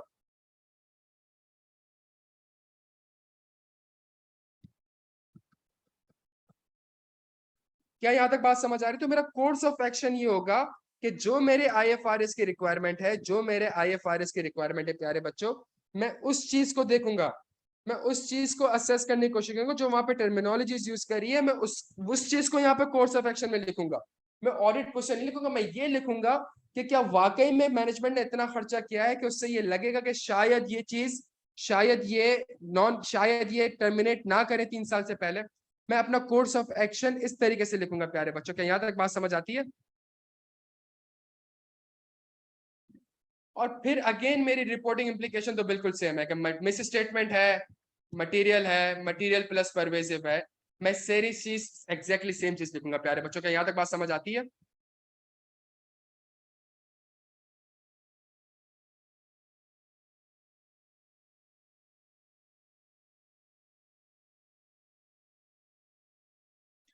प्यारे बच्चों, क्वेश्चन नंबर 3। अच्छा हमजा कामरान, इसमें एक चीज है, मैं एक चीज, चले आप लोग सवाल कह रहे हैं, आप पढ़ना चाहिए आप लोगों को। एक चीज मैं आपको बता दूं, जो मेरा अभी एक करंट बैच चल रहा है, अब इसमें है क्या, अब अब एक चीज समझ में आ रही होगी पेपर पढ़ के, अब ये वाला भी सवाल देखें तो चीजें समझ के आ रही है, सच समझ ये आ रहा है कि अगर हम जितने ज्यादा प्रैक्टिस क्वेश्चंस करेंगे उतने ज्यादा चांसेस हमारे पास होने के। ऐसा ही है? एक चीज समझ आ रही है। और प्रैक्टिस क्वेश्चन में अभी IFRS 16 से उसने एक चीज पूछी है, अभी IFRS 16 फर्स्ट टाइम उसने एग्जामिन करा और एक चीज पूछी है। IFRS 16 में वो 1000 चीजें पूछ सकता है। अभी तो उसने IFRS 9 आपसे पूछा ही नहीं है, अभी तो IFRS 15 वो उतना घुसा ही नहीं है उसके अंदर। सही है प्यारे बच्चों, अभी तो इंश्योरेंस कॉन्ट्रैक्ट भी अप्लाई हो गया है, वो उस पर भी नहीं आया अभी तक। IFRS 2 के अंदर अभी तक वो आया नहीं है। कंसोलिडेशन में अभी भी कुछ नहीं कर रहा वो। प्यारे बच्चों, अब इसका इसका सिंपल सॉल्यूशन क्या है? इसका सिंपल सॉल्यूशन आपकी आयजा की किताब नहीं है। इस चीज से एग्री करते हो? अब तक मुझे बताया, हमने जितने सवाल करे कि आयजा ने हेल्प करा हमें। क्वेश्चन 1 2 3 50 नंबर का सवाल था आपका, 50 नंबर का क्या, 60 नंबर का सवाल। सर आयजा हेल्प नहीं करता, हाँ। कॉन्सेप्ट हमें पता है, कॉन्सेप्ट हम सबको पता है। हमें अब करना क्या होगा, हमें क्या करना होगा प्यारे बच्चों, हमें अब एक प्रैक्टिस करनी होगी। प्यारे बच्चों, इसमें बस मैं एक चीज ऐड कर दूं, एक चीज ऐड कर दूं। इस बैच में जो एक सबसे अच्छी चीज मैं कर रहा हूं, वो ये कर रहा हूँ कि मैं अब सिर्फ और सिर्फ प्रैक्टिस करवा रहा हूँ। कॉन्सेप्ट बच्चों के पास सारे हैं, सारे पढ़ा दिए, सब कुछ कर दिया। कोई 100 से 150 सवाल के टारगेट है हमारा कि हमने पेपर से पहले प्रैक्टिस करनी है। ACCA के पिछले 10 अटेम्प्ट में जितने भी सवाल आए वो सारे हमने करने हैं। और इनमें से कुछ सवाल ऐसे हैं जो कि ACCA और ICW के पैटर्न से कॉपी किए गए। इसी के साथ साथ हमारे पास जो ICAW के सवाल है वो इंशाल्लाह हमारा टारगेट है कि हम ICAW के सवाल करें। बिकॉज मसला आप लोगों का क्या है प्यारे बच्चों, आप लोगों का सबसे बड़ा मसला ये कि अब आप लोग फेल हो गए हो ना। अब जब आप लोग फेल हो गए हो तो अब आप वापस से वही CFEP के सवाल करोगे ना, तो आपको लगेगा आपको आता है, आपको लग रहा होगा आपको आता है। लेकिन जब, और CFEP में कितने सवाल होंगे टोटल, 40-50 सवाल, पिछले 6-7 अटेम्प्ट के सवाल देख लोगे, 8 अटेम्प्ट के सवाल देख लोगे, तो 40-50 सवाल होंगे। जब ये 40-50 सवाल ही वापस से तीसरी बार, चौथी बार, पांचवी बार करोगे तो प्यारे बच्चों पेपर का पास करना थोड़ा सा मुश्किल हो जाएगा, अनलेस अगर हम ये 100 से 150 सवाल ना करें। अनलेस अगर हम 100, और ये 100 से 150 सवाल का आप सुन लें, जिस तरह मैं करंट बैच में करा रहा हूँ, ये सवाल पहले आप लोगों को दिया जाएगा, आप लोगों ने घर से पढ़कर आना है सवाल, आप लोगों ने घर से ड्राफ्ट करके आना है, उसके बाद मैं अपनी क्लास में इसका आंसर बनाता हूँ। क्या यहाँ तक बात समझ आ रही है आपके? तो अगर हम इस तरीके से लेके चलेंगे, जो मैं स्ट्रेटेजी की बात कर रहा था, अगर हम ये काम करें, देखें ना, सिंपल सी चीज है, पेपर आप उठा के देख लें, रिस्क प्रोसीजर 70 नंबर का था, खत्म हो गई बात, और कुछ नहीं कहूंगा मैं। पेपर में रिस्क और प्रोसीजर 70 नंबर का था, और कोई सवाल ही नहीं करूंगा। 15 नंबर कोड ऑफ एथिक्स कहते हैं, 15 नंबर वॉल्यूम 2 कहते हैं। 70 नंबर उसने कहां से पूछे प्यारे बच्चों? जी जोएब, बिल्कुल 70 नंबर उसने कहां से पूछे प्यारे बच्चों, जल्दी से बताएं। 70 नंबर उसने रिस्क और प्रोसीजर से पूछे, आगे भी प्रोसीजर है। और मजे की बात, ये 70 नंबर के रिस्क और प्रोसीजर आपके आइजा में लिखे हुए नहीं है, तो इट मीन सब करना क्या है, इसका करना क्या है, एक एक IFRS के साथ सारे प्रोसीजर्स बैठ के हमने पढ़ने प्यारे बच्चों। क्या यहाँ तक बात समझ आती है?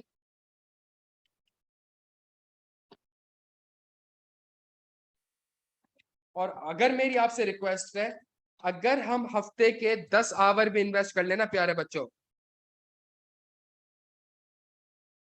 यार देखें, मैं 1.5 घंटे के बाद ये बात कर रहा हूँ, वो भी तब जब बच्चे ने मुझे डायरेक्ट मैसेज किया। आप, इस सेशन का पर्पस ये है, आप मिस्टेक आइडेंटिफाई करें। इस सेशन का सिर्फ एक पर्पस है, आप मिस्टेक आइडेंटिफाई करें। मिस्टेक अभी 2-3 सवालों में हमें ये समझ आ गई है, मैं हमेशा से करता हूं, मैं हर IFRS के ऊपर प्रोसीजर भी लिखता हूँ, ठीक है। अभी हमें मिस्टेक आइडेंटिफाई हो गई है। स्ट्रेटेजी क्या होगी? स्ट्रेटेजी वापस से वही CFEP के सवाल करोगे प्यारे बच्चों, वापस से अगर CFEP का सवाल रखोगे, वापस से वही सवाल करोगे, वापस से डिमोटिवेट होगे। और यही डिमोटिवेट क्या होगी पता है? जो अभी बच्चा मैसेज कर रहा है, सर तीसरी अटेम्प्ट में फेल हो चुका हूँ, समझ नहीं आ रहा पास क्यों नहीं हो रहा, सर पिछले 6 अटेम्प्ट के पास पेपर देख के चला गया था। अब मसला हमारा सारा ये आ रहा है प्यारे बच्चों, चीजें चेंज हो रही हैं। 100 से 150 सवालों की जब तक हम प्रैक्टिस नहीं करेंगे, और ये 100 से 150 सवाल ऐसे नहीं कि हम 1 महीने में करेंगे, ये over the next 4 to 5 months में होगा। इससे इंशाल्लाह हमारा क्या होगा, अब ICAP कोड ऑफ एथिक्स है, अब ICAP कोड ऑफ एथिक्स में हम पास पेपर्स के सारे सवाल कर चुके हैं। व्हाट इफ अगर हम ACC के सवाल देखें, व्हाट इफ हम ICAW के सवाल देखें, व्हाट इफ हम MSA 1 के सवाल देखें, तो अब जो ये अगले 5-6 महीने में प्रैक्टिस होगी, तो जो पिछले बैच का स्टूडेंट है, लेट से जो पिछले बैच का स्टूडेंट है, तो उसको अपने पोर्टल का एक्सेस चाहिए, उसको पोर्टल का एक्सेस भी मिल जाएगा, और जो करंट बैच में चीजें चल रही है वो भी मिल जाएगी, सिर्फ इसलिए ताकि एटलीस्ट पेपर पास करो आप। और ये जो एक्सरसाइज मैं कर रहा हूँ ना प्यारे बच्चों, ये जो एक्सरसाइज कर रहा हूँ, खुदा का वास्ता इसको करिएगा। इसके आंसर्स भी शेयर हो रहे हैं, एग्जामिनर कमेंट्स भी शेयर हो रहे हैं। अगर हम दिन में 10-12 घंटे प्यारे बच्चों, अगर हम हफ्ते में 10 घंटे भी इन्वेस्ट करते हैं ना, मिलके मेहनत करते हैं 10 घंटे की, प्यारे बच्चों आप यकीन करें, हम अगले 4-5 महीने में 100, 150, 200 घंटे बड़े आराम से पढ़ चुके होंगे।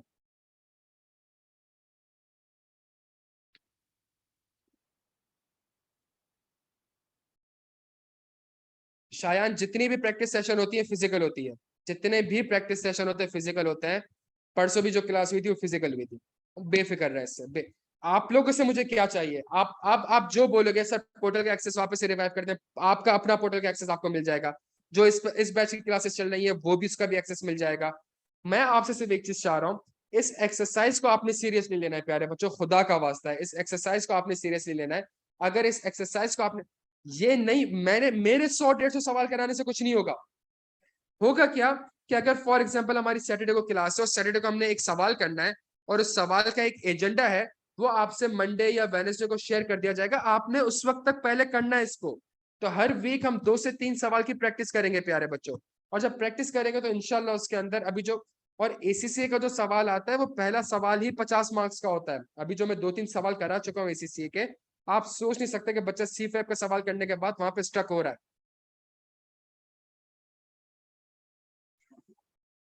अब्दुल्ला मेरे पार्ट पे सब मिल जाएगा, आपके पार्ट पे सिर्फ एक चीज चाहिए। अगर कोई क्लास में आपको होमवर्क दूं मैं, आप लोगों ने क्लास से पहले उसको पढ़कर आना है, करके आना, और क्लास में पार्टिसिपेट करना है और लिखते रहना है और प्रैक्टिस कर। एक रजिस्टर खरीद लें और एक टारगेट बना लें कि यार इस रजिस्टर को हमने सिर्फ प्रैक्टिस से पढ़ देना। अरशद खान, लास्ट क्लास में मैंने सवाल कराया था, बायोलॉजिकल एसिड के ऊपर सवाल आया हुआ है एसीसीए में, बायोलॉजिकल एसिड्स के ऊपर। अब आप अंदाजा लगा लेना यार, अब ये चीज अगर आके पूछे आपसे कभी, तो आप क्या हाल होगा हमारा। तो जितने भी आईएफआरएस है इनकी सिर्फ समरीज या प्रोसीजर नहीं, इनके प्रैक्टिस के साथ हम इंशाल्लाह करेंगे।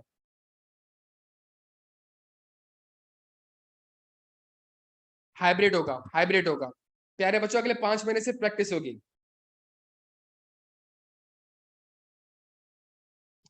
जिस चीज की प्रैक्टिस हो रही होगी, लेक्चर आपके पास आ रहा होगा, आप देख लीजिएगा रिवाइज करने के लिए, उसके बाद उस सवाल की प्रैक्टिस करिएगा। क्लास में जब हम डिस्कस करेंगे पता चल जाएगा कहाँ पे गलतियां हो रही है। जिस तरह अभी हम देखे ना, मुझे एक बात बताए ना, ये मैं आपको एक चीज एक्सप्लेन करूं, मैं आपको एक चीज एक्सप्लेन करूं। ये क्वेश्चन नंबर 2 अगर हम क्लास में कर रहे होते हैं, लेट से क्वेश्चन नंबर 2 अगर हम क्लास में कर रहे होते हैं, तो क्लास में मैं सवाल पढ़ता, मैं करवाता, आप पढ़ते, आप कहते हैं हाँ यार पिक हो गया, पिक हो गया कि हाँ चलो ये है। गलतियां कब आइडेंटिफाई में, जब आप ये कर कर आए मेरे पेपर में। ये बात समझते हैं आप? बस मैं यही चाह रहा हूं आपसे यार, कि हमने जितनी भी प्रैक्टिस करनी है पहले आपने करना है। एग्जैक्टली जब आप खुद से सोचेंगे तो अलग ही सोच रहे होंगे बिल्कुल।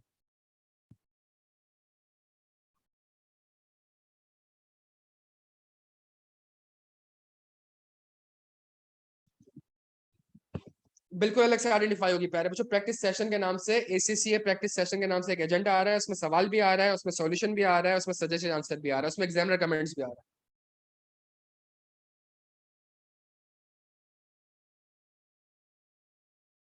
और वो 2 क्लासेस आप देख लीजिएगा जो हमने प्रैक्टिस करी अभी 50 नंबर के सवाल, उससे आपको आइडिया हो जाएगा कि वो किस नौयत का सवाल है।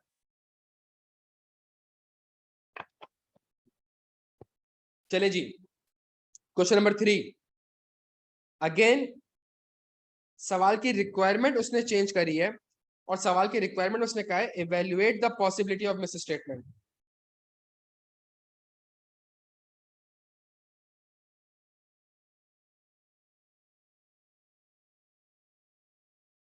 शायद ये इससे बात कर, ताहिर से बात कर लीजिएगा, वो बता देगा, गाइड कर देगा।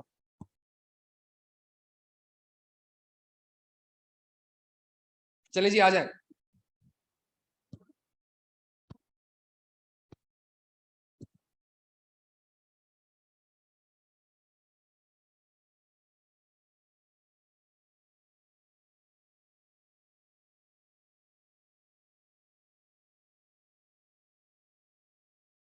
सवाल की रिक्वायरमेंट क्या है? सवाल की रिक्वायरमेंट है evaluate the possibility of miss statement which may occur in the above scenario, also state the audit procedure that should be carried out by your audit team। यहाँ पे वो कह रहा है मुझे इवेल्युएट करके बताएं क्या मिस स्टेटमेंट हो सकती है, इवेल्युएट करें पॉसिबिलिटी ऑफ मिस स्टेटमेंट, और मुझे बताएं, आप कोर्स ऑफ एक्शन नहीं, मुझे बताएं इसके अगेंस्ट आप क्या ऑडिट प्रोसीजर्स परफॉर्म करेंगे। You are the manager responsible for the audit of CL for the year ending 30 June 2022। Company manufacture spare parts for medical equipment. The company has been facing issues related to toxic emission in its manufacturing process. In the last 5 years, a government environmental agency imposed a fine between 3 million to 5 million each year। इसका मतलब है possibility of miss statement क्या है प्यारे बच्चों? यहाँ पे possibility of miss statement क्या है, जल्दी से बता दें। Evaluate the possibility of miss statement. चलिए हम सवाल पूरा पढ़ते हैं, हम सवाल पूरा पढ़ते हैं। पहले मैं इस चीज को हाईलाइट कर लेता हूं। इन मई 2022, आप 30 जून 2022 को ऑडिट कर रहे हैं। इन मई 2022 the company has installed a new filter in its manufacturing plant at a cost of rupees 20 million to process toxic emission। The new filter is expected to reduce the toxic emission over 95%। It is expected that the installation of this new filter will prevent the imposition of fines by the GEA. Annual inspection of GEA is scheduled to take place in the month of August 2022. प्यारे बच्चों, फिलहाल यहां तक read करके मुझे बताएं कोई है? अच्छा, मैं एक और लाइन, चले हम पूरा सवाल पढ़ते हैं. During a meeting with the chief financial officer, she informed me the following: the filter is a new product of the filter manufacturer and CL is the first buyer of this product. Therefore, the filter manufacturers provided significant discount, has been providing excellent after sales service, and has provided a guarantee to CL that filter will significantly reduce the toxic emission. The existing provision has been reversed as the new filter is most likely to prevent imposition of fine. It means management ने एक provision record किया हुआ था और उस provision को क्या कर दिया है मैनेजमेंट ने, प्यारे बच्चों, रिवर्स कर दिया है. Evaluate the possibility of misstatement. जल्दी छेती छेती.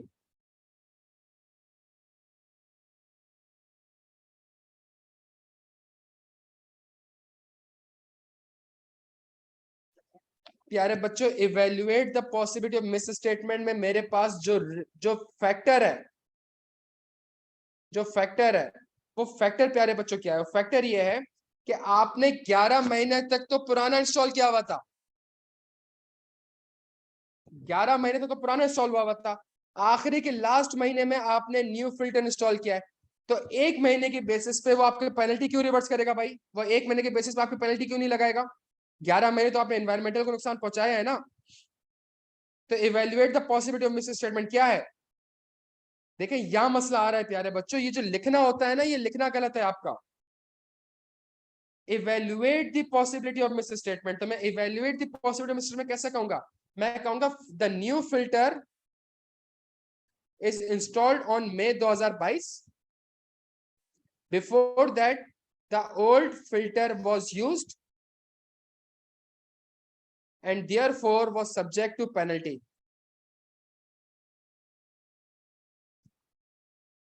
Therefore, evaluate the possibility of misstatement. Therefore, there is a possibility of misstatement that the regulator may further impose penalty.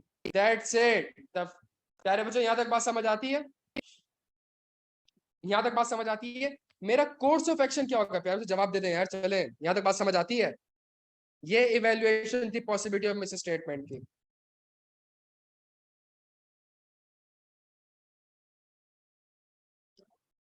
लेकिन यहाँ पे यू नहीं लिखना था देयर इज अ रिस्क, आपने लिखना था there is a possibility of misstatement. बस इस वर्ड को चेंज करना था. ऑडिट प्रोसीजर क्या होगा प्यारे बच्चों?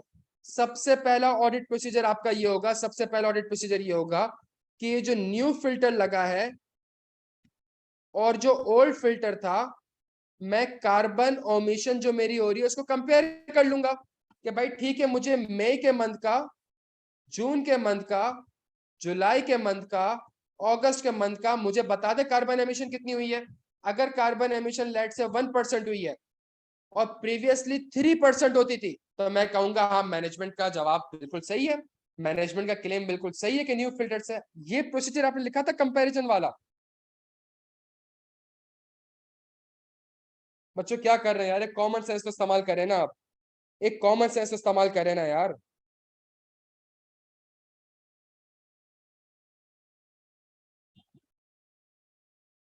अबे लांती, अगर न्यू फिल्टर लगा रहा हूं तो इसका मतलब है ओल्ड फिल्टर भी होगा ना कोई, या अब तक प्लांट बगैर फिल्टर के चल रहा था?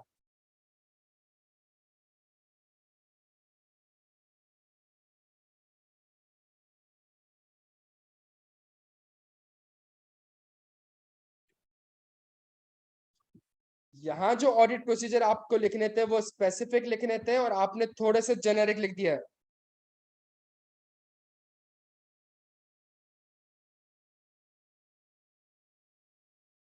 सेकंड चीज, मैं सब्सिक्वेंट करस्पॉन्डेंस फाइल देखूंगा बिटवीन किसके साथ? मैं सब्सिक्वेंट स्टेटस देखूंगा किसके साथ? रेगुलेटर के साथ. ऐसा ही है?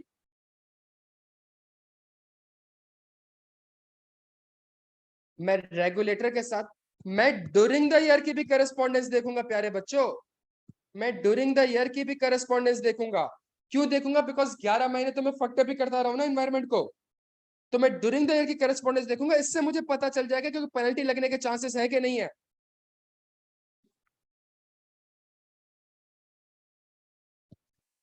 प्लस मैं लीगल काउंसिल से इंक्वायरी करूंगा।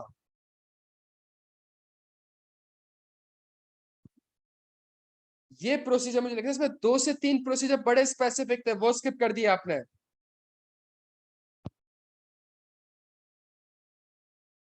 जब आप लिखेंगे ना मैं ड्यूरिंग द ईयर की करस्पॉन्डेंस फाइल इंस्पेक्ट करूंगा, तो मैं ये भी देखूंगा कि कहीं मेरा लाइसेंस तो टर्मिनेट नहीं हो रहा। और अगर मेरा लाइसेंस टर्मिनेट हो रहा है तो ये किस चीज को ट्रिगर कर देगा प्यारे बच्चों? ये किस चीज को ट्रिगर कर देगा? ये गोइंग कंसर्न को ट्रिगर कर देगा। सवाल में बहुत जगह पे गोइंग कंसर्न था प्यारे बच्चों।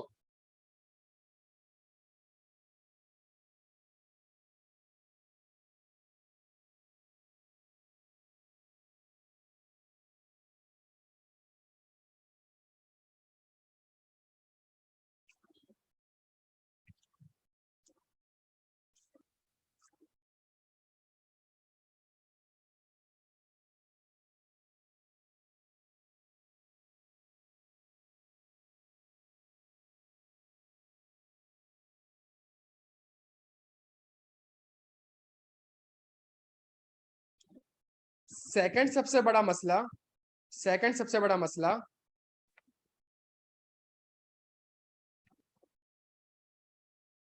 कार्बन एमिशन हो रही है। क्या ये कार्बन एमिशन आप वेरीफाई कर सकते हो?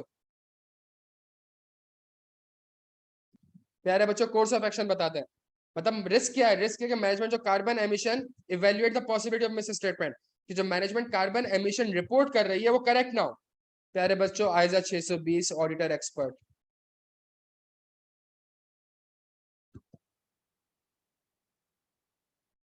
तीसरी चीज, the useful life of the company's manufacturing plant has been increased from 10 years to 15 years.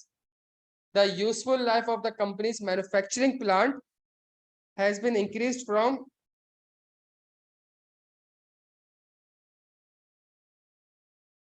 नहीं नहीं उमर गलत कर रहे हैं यार, गलत कर रहे हैं। The useful life of company's manufacturing plant has been increased from 10 years to 15 years. Company had engaged an external independent engineering firm to review the useful life. प्यारे बच्चों यूजफुल लाइफ चेंज की गई है, और किसके और किसको इन्वॉल्व किया है? एक्सपर्ट को इन्वॉल्व किया है प्यारे बच्चों। Evaluate the possibility of miss statement, जल्दी छेती छेती। इवेल्युएट सिंपल सी वर्जन यूजफुल लाइफ का चेंज, जो मैनेजमेंट एस्टिमेट चेंज कर रही है, जो मैनेजमेंट एस्टिमेट चेंज कर रही है वो रीजनेबल ना हो, वो रीजनेबल ना हो।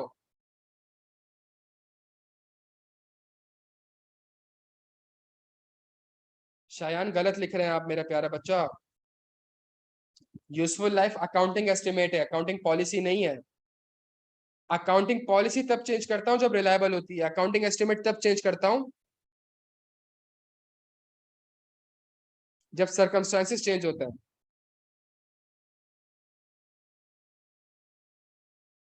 और यहां पे मैं आइजा 500 मैनेजमेंट एक्सपर्ट के प्रोसीजर्स मेंशन करूंगा। बिल्कुल भी नहीं करेंगे इमरान अर्शद साहब, क्या हो गया? एस्टिमेट का चेंज प्रोस्पेक्टिवली होगा। रिमेनिंग कैरिंग अमाउंट को रिमेनिंग यूजफुल लाइफ से करेंगे।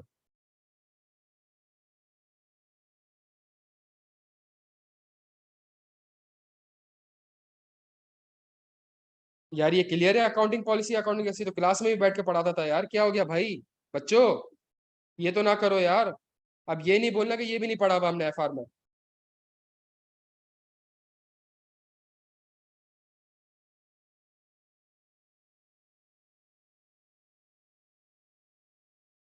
She also informed that the cost of the new filter has been expensed out as it was not the reason to increase the useful life of the existing manufacturing plant। प्यारे बच्चों हाँ जी, यहाँ पे कोई मुझे बताएगा क्या मसला है?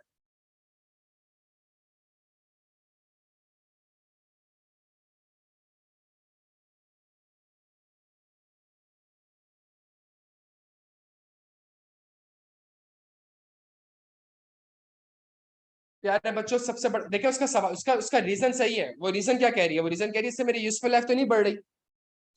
तो ये जो मैंने सब्सिक्वेंट एक्सपेंडिचर किया है, ये जो मैंने सब्सिक्वेंट एक्सपेंडिचर मैं एक्सपेंस आउट कर रही हूँ। IAS 16 ये कहता है कि अगर आप कोई एक्सपेंडिचर करते हैं, आपने देखना है कि क्या इससे आपको फ्यूचर इकोनॉमिक बेनिफिट मिलेगा। अगर फ्यूचर में मुझे पेनल्टी नहीं पे करनी पड़ेगी इस फिल्टर की वजह से, तो इट मीन्स मुझे फ्यूचर इकोनॉमिक बेनिफिट मिल तो रहा है ना। तो it means evaluation of miss statement, evaluation miss statement, इसको क्या करना पड़ेगा? इसको क्या करना पड़ेगा प्यारे बच्चों? इसको कैपिटलाइज करना पड़ेगा। सही है। अब कैपिटलाइज करना पड़ेगा प्यारे बच्चों, दो चीजें। किस अमाउंट पे कैपिटलाइज करूं, इसकी यूजफुल लाइफ क्या होगी, और इसका मेथड क्या होगा, डेप्रिसिएशन मेथड क्या होगा। इन तीन चीजों के ऊपर आपने प्रोसीजर परफॉर्म करना था। क्या यहां तक बात समझ आती है भाई? तीन ही चीजें चाहिए ना मुझे, प्लस एक सबसे बड़ा मसला प्यारे बच्चों, एक सबसे बड़ा मसला। इन मई 2022 the company has installed a new filter. तो इट मींस पुराना फिल्टर क्या हो जाना चाहिए? पुराने फिल्टर से आपको मजीद इकोनॉमिक बेनिफिट मिलेगा आपको।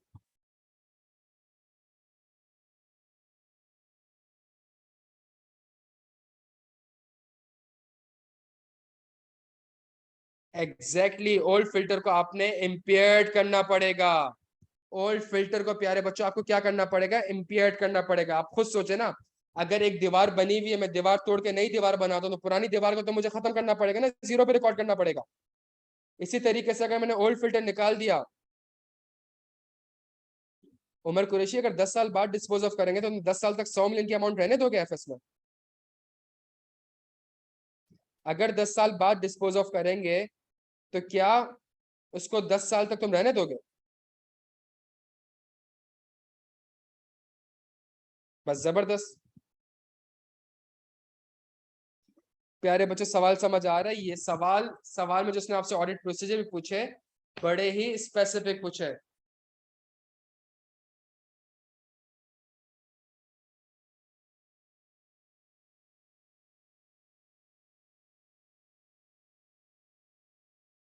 नहीं सादी, आप सवाल पढ़े ना। The company has installed a new filter. It means आपका प्लांट पहले पुराने फिल्टर पे चल रहा होगा ना।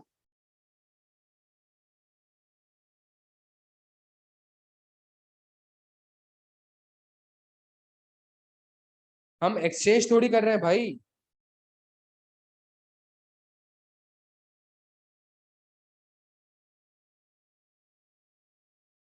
प्यारे बच्चों गलतियां समझ आ रही हैं? देखिए मेरी एक बात सुन ले, मेरी एक बात सुन ले, खुदा का वास्ता है मेरी एक बात सुन ले। गलतियां दो किस्म की होती है। गलतियां दो किस्म। एक, अभी आपको क्या पता चल रहा है कि सर ये पॉइंट स्किप हो गए, ठीक है, इससे एग्री करते हैं। अभी आपको ये समझ आ रहा है कि सर ये पॉइंट स्किप हो गए। दूसरा, आप कह रहे हैं हाँ सर ये लिखा है। अभी हमने इस चीज के ऊपर तो कमेंट्री करी नहीं है कि आपने ये सही लिखा है कि गलत लिखा है। हाँ सर मैंने गोइंग कंसर्न लिख दिया था, कैसे लिखा था भाई? ये तो बात हुई नहीं रही। हाँ सर यूजफुल लाइफ लिख दिया था कैपिटलाइज, भाई कैसे लिखा था, क्या अंग्रेजी लिखी थी, क्या IFRS का रेफरेंस दिया था? इसके ऊपर तो अभी हमने बहस ही नहीं करी है प्यारे बच्चों के। यहाँ तक बात समझ आ रही है? इसके लिए मैं आपसे कह रहा हूँ, खुदा का वास्ता है, इस चीज के लिए आप एक बार पेपर में अपना आंसर लिख लें। जो पेपर में लिख कर आए थे, खुदा का वास्ता है जैसा लिखा था वैसा लिख लें प्यारे बच्चों। और जब मैं अपना सजेस्टेड आंसर दूंगा, और जब हम उससे इंशाल्लाह कंपेयर करेंगे प्यारे बच्चों, आपको गलतियां आइडेंटिफाई होंगी कि हाँ यार लिखने में भी मसला है, और प्रैक्टिस करनी पड़ेगी आप।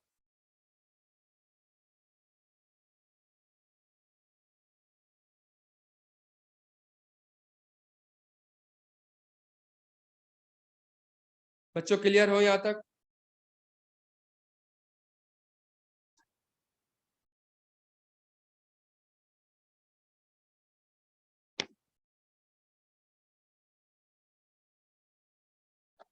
चले जी, क्वेश्चन नंबर 4 पे आते हैं।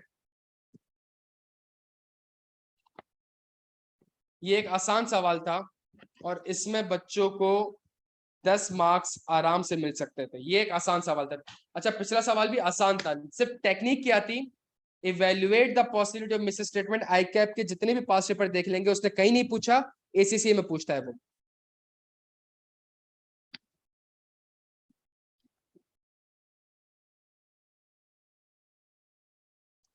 प्यारे बच्चों, Ayesha Khalid and company chartered accountant is planning the audit of its client for the year ending 31 दिसंबर 2022। ये सवाल जो अभी हमने करा है ना लास्ट टाइम में, ये इस रिक्वायरमेंट के कंटेंट एसीसी में मौजूद है। For this purpose the firm is considering to appoint a certain partner responsible for some of the listed clients. The name of the relevant partners along with their association with the client are as follows. Faizan Rashid has served as a 5-year as an engagement partner on the audit। अच्छा कह रहे discuss whether the partner can be appointed। Threads कुछ नहीं बताने, discuss whether the partners can be appointed। Faizan Rashid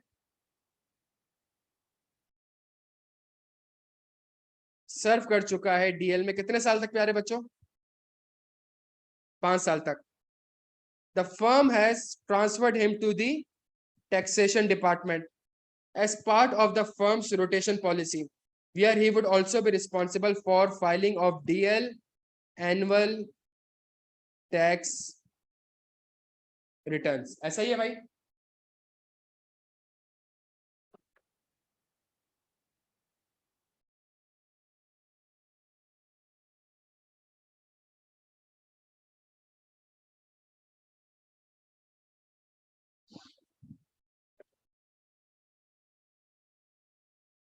हाँ जी,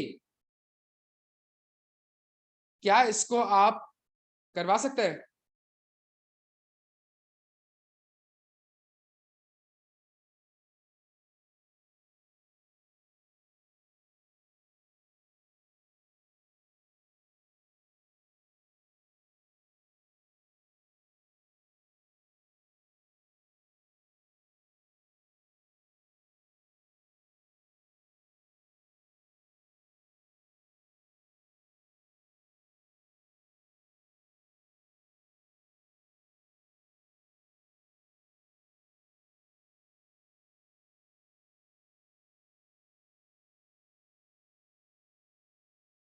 प्यारे बच्चों, पहले सिनेरियो में कोई मसला नहीं है, पहले सिनेरियो में कोई मसला नहीं है, बिकॉज वो एंगेजमेंट पार्टनर नहीं है डीएल का। प्लस टैक्स रिटर्न फाइल करने से वैसे भी कोई थ्रेट नहीं होता, टैक्स रिटर्न फाइल करने से वैसे भी कोई थ्रेट नहीं होता प्यारे बच्चों। तो अगर अच्छा, आईकैप कोड ऑफ एथिक्स के हिसाब से रिक्वायरमेंट जो थी वो 7 साल थी, सीओसीजी में जो रिक्वायरमेंट है वो कितनी है? 5 साल। तो 5 साल के बाद अगर उसको रोटेट भी किया है तो वो सिर्फ टैक्स रिटर्न फाइल कर रहा है, इसमें कोई भी थ्रेट नहीं है।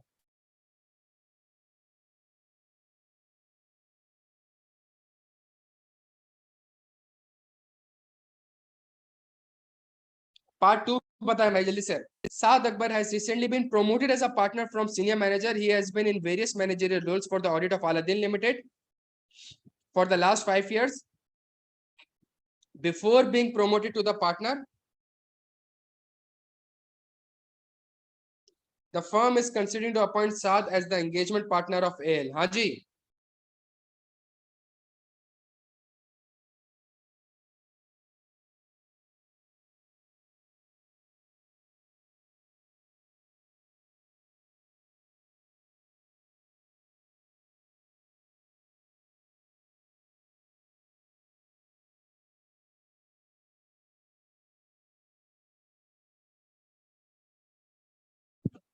पार्ट 2 में नहीं होगा। जबरदस्त। Saad Akbar can be the engagement partner of the Aladdin Limited, but there is a long association which may create familiarity, self-interest and intimidation threat. So the appropriate safeguard कि जी उसके काम को किसी appropriate chartered account, appropriate reviewer से review करवाते हैं। क्या यहाँ तक बात समझ आती है? बन सकता है लेकिन safeguard अप्लाई करना पड़ेगा। देखें, discuss whether the partner can be appointed, yes, लेकिन safeguard अप्लाई करने पड़ेंगे। safeguard अप्लाई नहीं करेंगे आप तो आप ये अपॉइंट नहीं कर सकते इसको।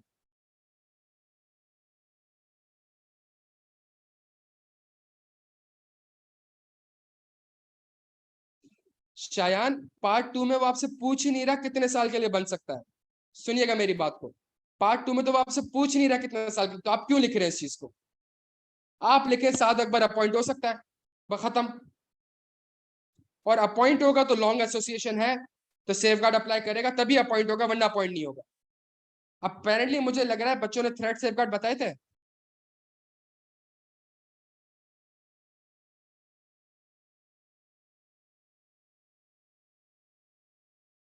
सेफगार्ड लिखने थे ना, उसी को तो मार्क्स थे।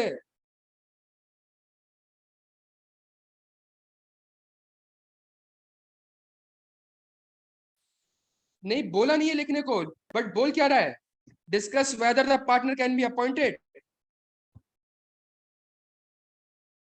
आप कहेंगे यस, लेकिन लॉन्ग एसोसिएशन है तो इस सेफगार्ड अप्लाई करोगे तभी तो अपॉइंट हो सकते हो। मैं आपसे वही कह रहा था ना, अब तक जो हम डिस्कस कर रहे हैं कि हमने क्या लिखा है, क्या जो लिखा है वो सही लिखा नहीं लिखा उसके ऊपर तो बात ही नहीं हो रही अभी, वो तो पता नहीं बहुत बड़ा दरिया है, और इस सवाल से वो आइडेंटिफाई हो रहे हैं। Sara Karim had been the engagement quality control partner of Shifo limited from 2012 to 2015 and 2018 to 2020। ये सवाल उसने बड़ा जबरदस्त पूछा है। 2012, 13, 14, 15, 16, 17, 18, 19, 20, ऐसा ही है भाई। 12 में quality partner, quality partner, quality partner, quality partner. 16-17 में सिक लीव्स, सही है। 18 में क्वालिटी पार्टनर, 19 में क्वालिटी पार्टनर, 20 में क्वालिटी पार्टनर, क्वालिटी पार्टनर है। हाँ प्यारे बच्चों, ये प्यारे बच्चों गैप आ गया 2 साल का। अब मुझे बताएं क्या 2021 में उसको एंगेजमेंट पार्टनर बनाया जा सकता है? क्या 2021 में उसको एंगेजमेंट पार्टनर बना सकता है? The answer is no, engagement partner नहीं बन सकते। क्यों नहीं बन सकते? सिनेरियो एग्जैक्टली क्लास में क्या था, ये 2 साल का कूलिंग ऑफ पीरियड आ रहा है, ये 2 साल। क्वालिटी पार्टनर का कूलिंग ऑफ पीरियड होना कितने साल का चाहिए? 3 साल का। कूलिंग ऑफ पीरियड आ कितने साल का रहा है? 2 साल का। तो अगर कूलिंग ऑफ पीरियड 3 साल से कम का आ रहा है, अगर 3 साल से कम का आ रहा है तो इसको आपने इग्नोर कर देना पड़ेगा और अपनी काउंटिंग कंटिन्यू करनी पड़ेगी। 1, 2, 3, 4, 5, 6, 7। चूंकि 7 साल इसके क्यूमुलेटिव हो चुके हैं, तब ये 2021 में की क्वालिटी एंगेजमेंट पार्टनर, तो क्या क्वालिटी पार्टनर भी नहीं बन सकती, कोई और पार्टनर भी नहीं बन सकती।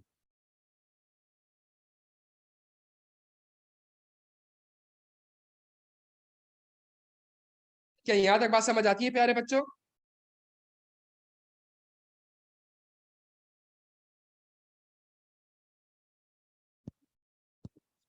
पॉइंट नंबर 4, बड़ा जबरदस्त सवाल था, बड़ा जबरदस्त सवाल था। Rahim Shafiq has served the engagement partner of Panda limited for 5 years. The firm is now considering to appoint him as the engagement partner of Hopper Limited, the holding company. Rahim Panda limited का 5 साल से ऑडिट कर रहा था, firm उसको अब rotate करने जा रही है, और जो उसकी होल्डिंग कंपनी है, जो उसकी होल्डिंग कंपनी है, अब वो उसका एंगेजमेंट पार्टनर बनेगा प्यारे बच्चों। प्यारे बच्चों, कोई मसला?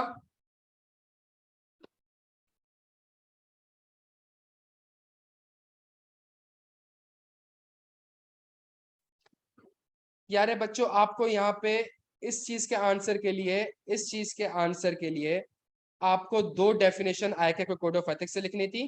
पहली लिखनी थी की ऑडिट पार्टनर की, दूसरी आपको डेफिनेशन लिखनी थी रिलेटेड एंटिटी से।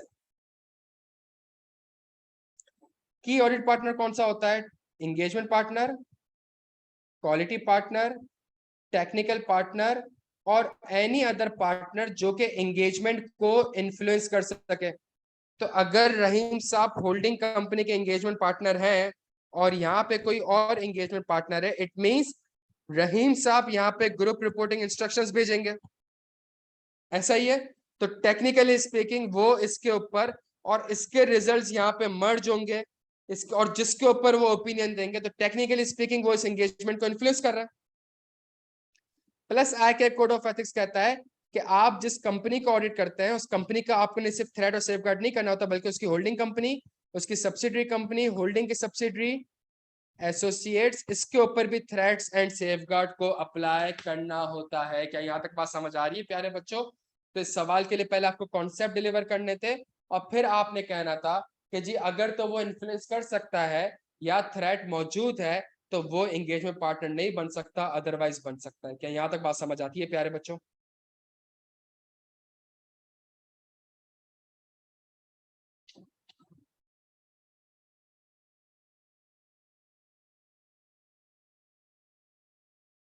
अनलेस अली हसन सवाल की रिक्वायरमेंट है तो लिखने, अदरवाइज नहीं लिखना है।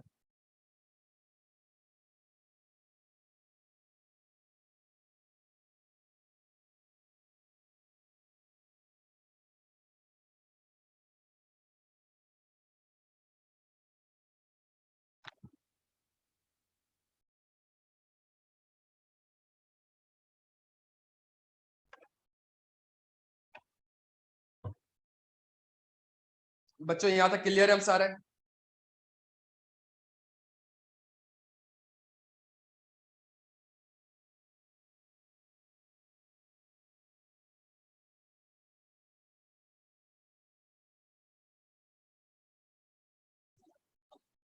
ये जो 083,474 है प्यारा बच्चा, कंपनीज एक्ट, कंपनीज एक्ट जो है, जो आप जिसकी बात कर रहे हैं, जिस सेक्शन की बात कर रहे हैं, वो कंपनीज एक्ट फर्म्स के ऊपर अप्लाई होता है।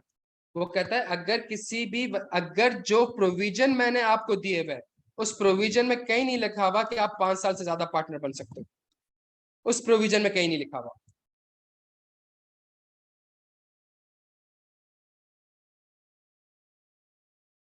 क्या यहां तक बात समझ आती है? इस सवाल में मेरी बात सुने, मेरी बात सुने, मैं आपको बताता हूं। पहले सवाल में as part of the firm rotation policy, सही है। इट मींस अगर उसको आप रिप्लेस कर चुके हो, तो इट मींस सीओ सीजी की भी कंप्लायंस हो रही है, आईकैप कोड ऑफ एथिक्स की भी कंप्लायंस हो रही है, ऐसा ही है। मुझे सिर्फ एक 2 मिनट दो बच्चों, सिर्फ 2 मिनट दो, 2 मिनट दोगे मुझे सिर्फ?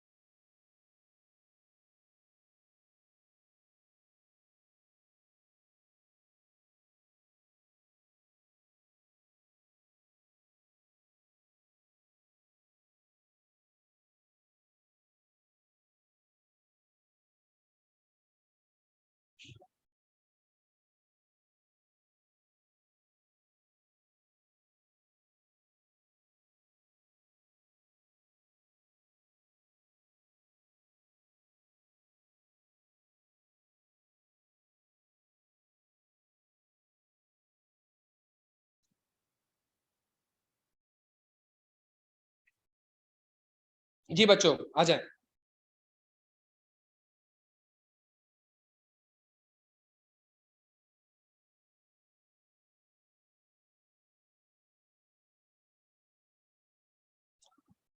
प्यारे बच्चों मेरी बात सुन लें, प्यारे बच्चों सुन लें।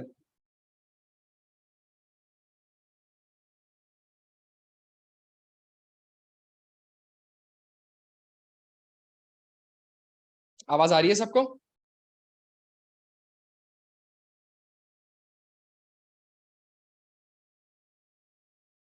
अच्छा, मेरी बात समझने की कोशिश करें। पार्ट 1, पार्ट 1,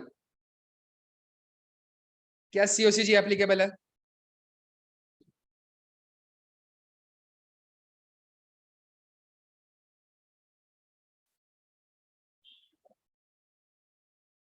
प्यारे बच्चों क्या सीओसीजी एप्लीकेबल है, जल्दी से बता दें। आप लोग क्या इंटरप्रेट कर रहे हैं ये बता दें जल्दी।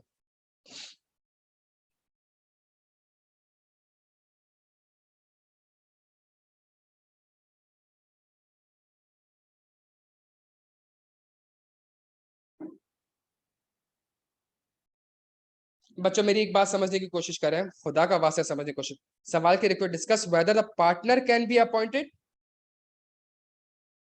Whether the partner can be appointed. एक चीज हमेशा याद रखिएगा, अगर फाइनेंशियल इंस्टीट्यूशन है तो 5 साल बाद फर्म ही चेंज हो जाती है, तो पार्टनर कहां से रहेगा। और अगर नॉन फाइनेंशियल इंस्टीट्यूशन है प्यारे बच्चों, अगर नॉन, तो उसमें 5 साल बाद पार्टनर की रोटेशन है, पार्टनर की रोटेशन है। क्या पहले सवाल में, पहला सवाल अगर मैं देखूं, उसकी फर्म की अपनी पॉलिसी है, फर्म की अपनी पॉलिसी है कि उसने पार्टनर को रोटेट कर दिया। नहीं, अगर आप कह रहे हैं ना सीओसीजी, तो मैं आपको चीज बता रहा हूं, अगर वो पार्टनर को ही रोटेट कर चुका है प्यारे बच्चों, 5 साल बाद पार्टनर को ही रोटेट कर चुका है, और मैं ये एज्यूम भी कर लूं कि ये नॉन फाइनेंशियल इंस्टीट्यूशन है, तो सीओसीजी की तो कंप्लायंस वैसे ही हो रही है ना। आपका आंसर आई कैप के कोड ऑफ एथिक्स के हिसाब से था, अगर सवाल में लिखा आ जाता कि मैंने इसको क्वालिटी पार्टनर बना दिया है। अब आप क्या कहते हैं।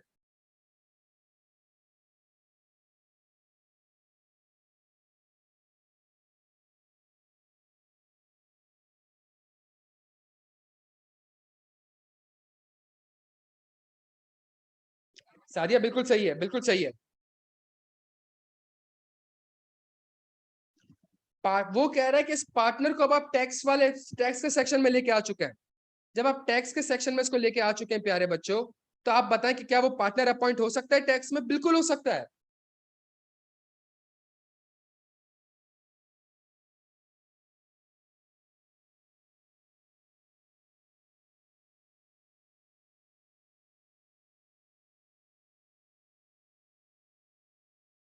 मुझे आप एक बात बताएं ना, इस सिनेरियो में सीओसीजी क्या अप्लाई हो रहा है। सीओसीजी क्या कहता है कि आप एटलीस्ट क्या काम कर लें, आप एट द मिनिमम पार्टनर को रोटेट कर लें 5 साल बाद। तो क्या आपने फराज को रोटेट कर दिया है। जवाब दें बच्चों, क्या फराज को रोटेट कर चुके हैं।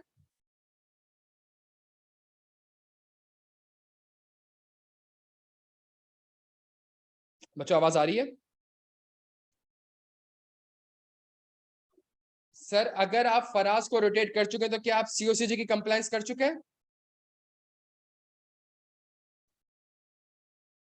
तो मतलब सीओसीजी का मसला ही नहीं है। क्या कोड ऑफ एथिक्स आपको मना करता है। कोड ऑफ एथिक्स कहता है कि वो की ऑडिट पार्टनर नहीं रहेगा। कोड ऑफ एथिक्स का भी मसला नहीं है। क्यों मसला, कोड ऑफ एथिक्स मजीद 2 साल के लिए आपको अलाउ करता है, मजीद 2 साल के लिए आपको अलाउ करता है। तो आप कहेंगे पार्टनर अपॉइंट हो सकता है, बिकॉज कोई थ्रेट नहीं है, वो किसी भी किस्म का की ऑडिट पार्टनर नहीं है।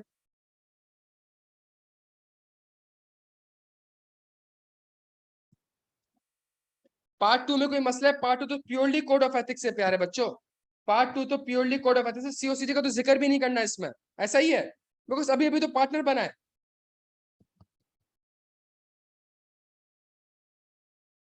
ऐसा ही है प्यारे बच्चों। पार्ट 3, क्या पार्ट 3 वाला सिनेरियो कोड ऑफ सीओसीजी में कवर्ड है। कहां से इसका आंसर है।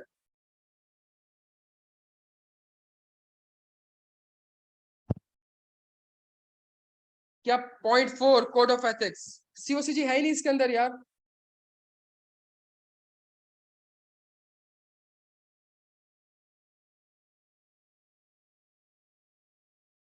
क्लियर है प्यारे बच्चों। तो देखें ये जो कंफ्यूजन हो रही है प्रैक्टिस से ही दूर होगी इंशाल्लाह प्यारे बच्चों। अच्छा,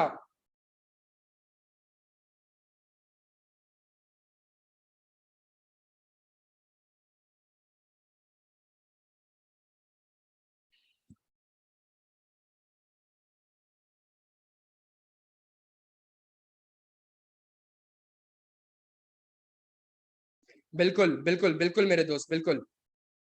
बच्चों क्या यहाँ तक क्लियर है हम सारे। अच्छा, हमारे पास अब 2 सवाल रह गए, हमारे पास 2 सवाल रह गए। इन 2 सवाल को प्यारे बच्चों अब हम नेक्स्ट क्लास में डिस्कस करेंगे। नेक्स्ट क्लास में इंशाल्लाह को डिस्कस करेंगे, ताकि एक फिजिकल सेशन भी हो जाए, एक फिजिकल सेशन भी हो जाए, ताकि जो जो एटलीस्ट कराची का बच्चा है वो वर्बल, वो फेस टू फेस कुछ डिस्कस करना चाह रहा हो, सेशन रखना चाह रहा हो, क्वेरीज वगैरह बहुत ज्यादा आ रही है, तो मैं इंशाल्लाह एक फिर ये जो बाकी 2 सवाल रह गए उसको इंशाल्लाह उसमें भी डिस्कस कर लेंगे। डन हो गया प्यारे बच्चों? सब कुछ ग्रुप में कम्युनिकेट हो जाएगा, आप ग्रुप ज्वाइन कर लें, सब कुछ कम्युनिकेट हो जाएगा, बेफिक्र रहो। तो अब जो 2 घंटे हमने लगाए, एटलीस्ट इससे आपको ये हो जाएगा कि यार पता चल गई गलतियां कहाँ पे हुई, अब इंशाल्लाह फ्यूचर स्ट्रेटेजी क्या होगी। सही है। रिस्क प्रोसीजर का अब किताब से पढ़ने का कोई फायदा नहीं है प्यारे बच्चों, आइजा में कुछ नहीं लिखा हुआ, जो कुछ है प्यारे बच्चों प्रैक्टिस करनी है, ठीक है। और प्रैक्टिस ऐसे करनी है कि हम सारे के सारे IFRS को कवर कर लें। यहाँ तक बात समझ आती है प्यारे बच्चों? मैं करवा देता हूँ मुश्तबा, मैं करवा देता हूँ। डन हो गया प्यारे बच्चों? अपना बेहद ख्याल रखिएगा। होप आपको सेशन पसंद आया होगा, इंशाल्लाह चलता रहेगा। बेहद ख्याल रखिएगा बच्चों, और फेल हो गए तो डीमोटिवेट ना होएगा, बस गलती आइडेंटिफाई करें और मेहनत करें। बिल्कुल पोर्टल पे अवेलेबल हो जाएगी।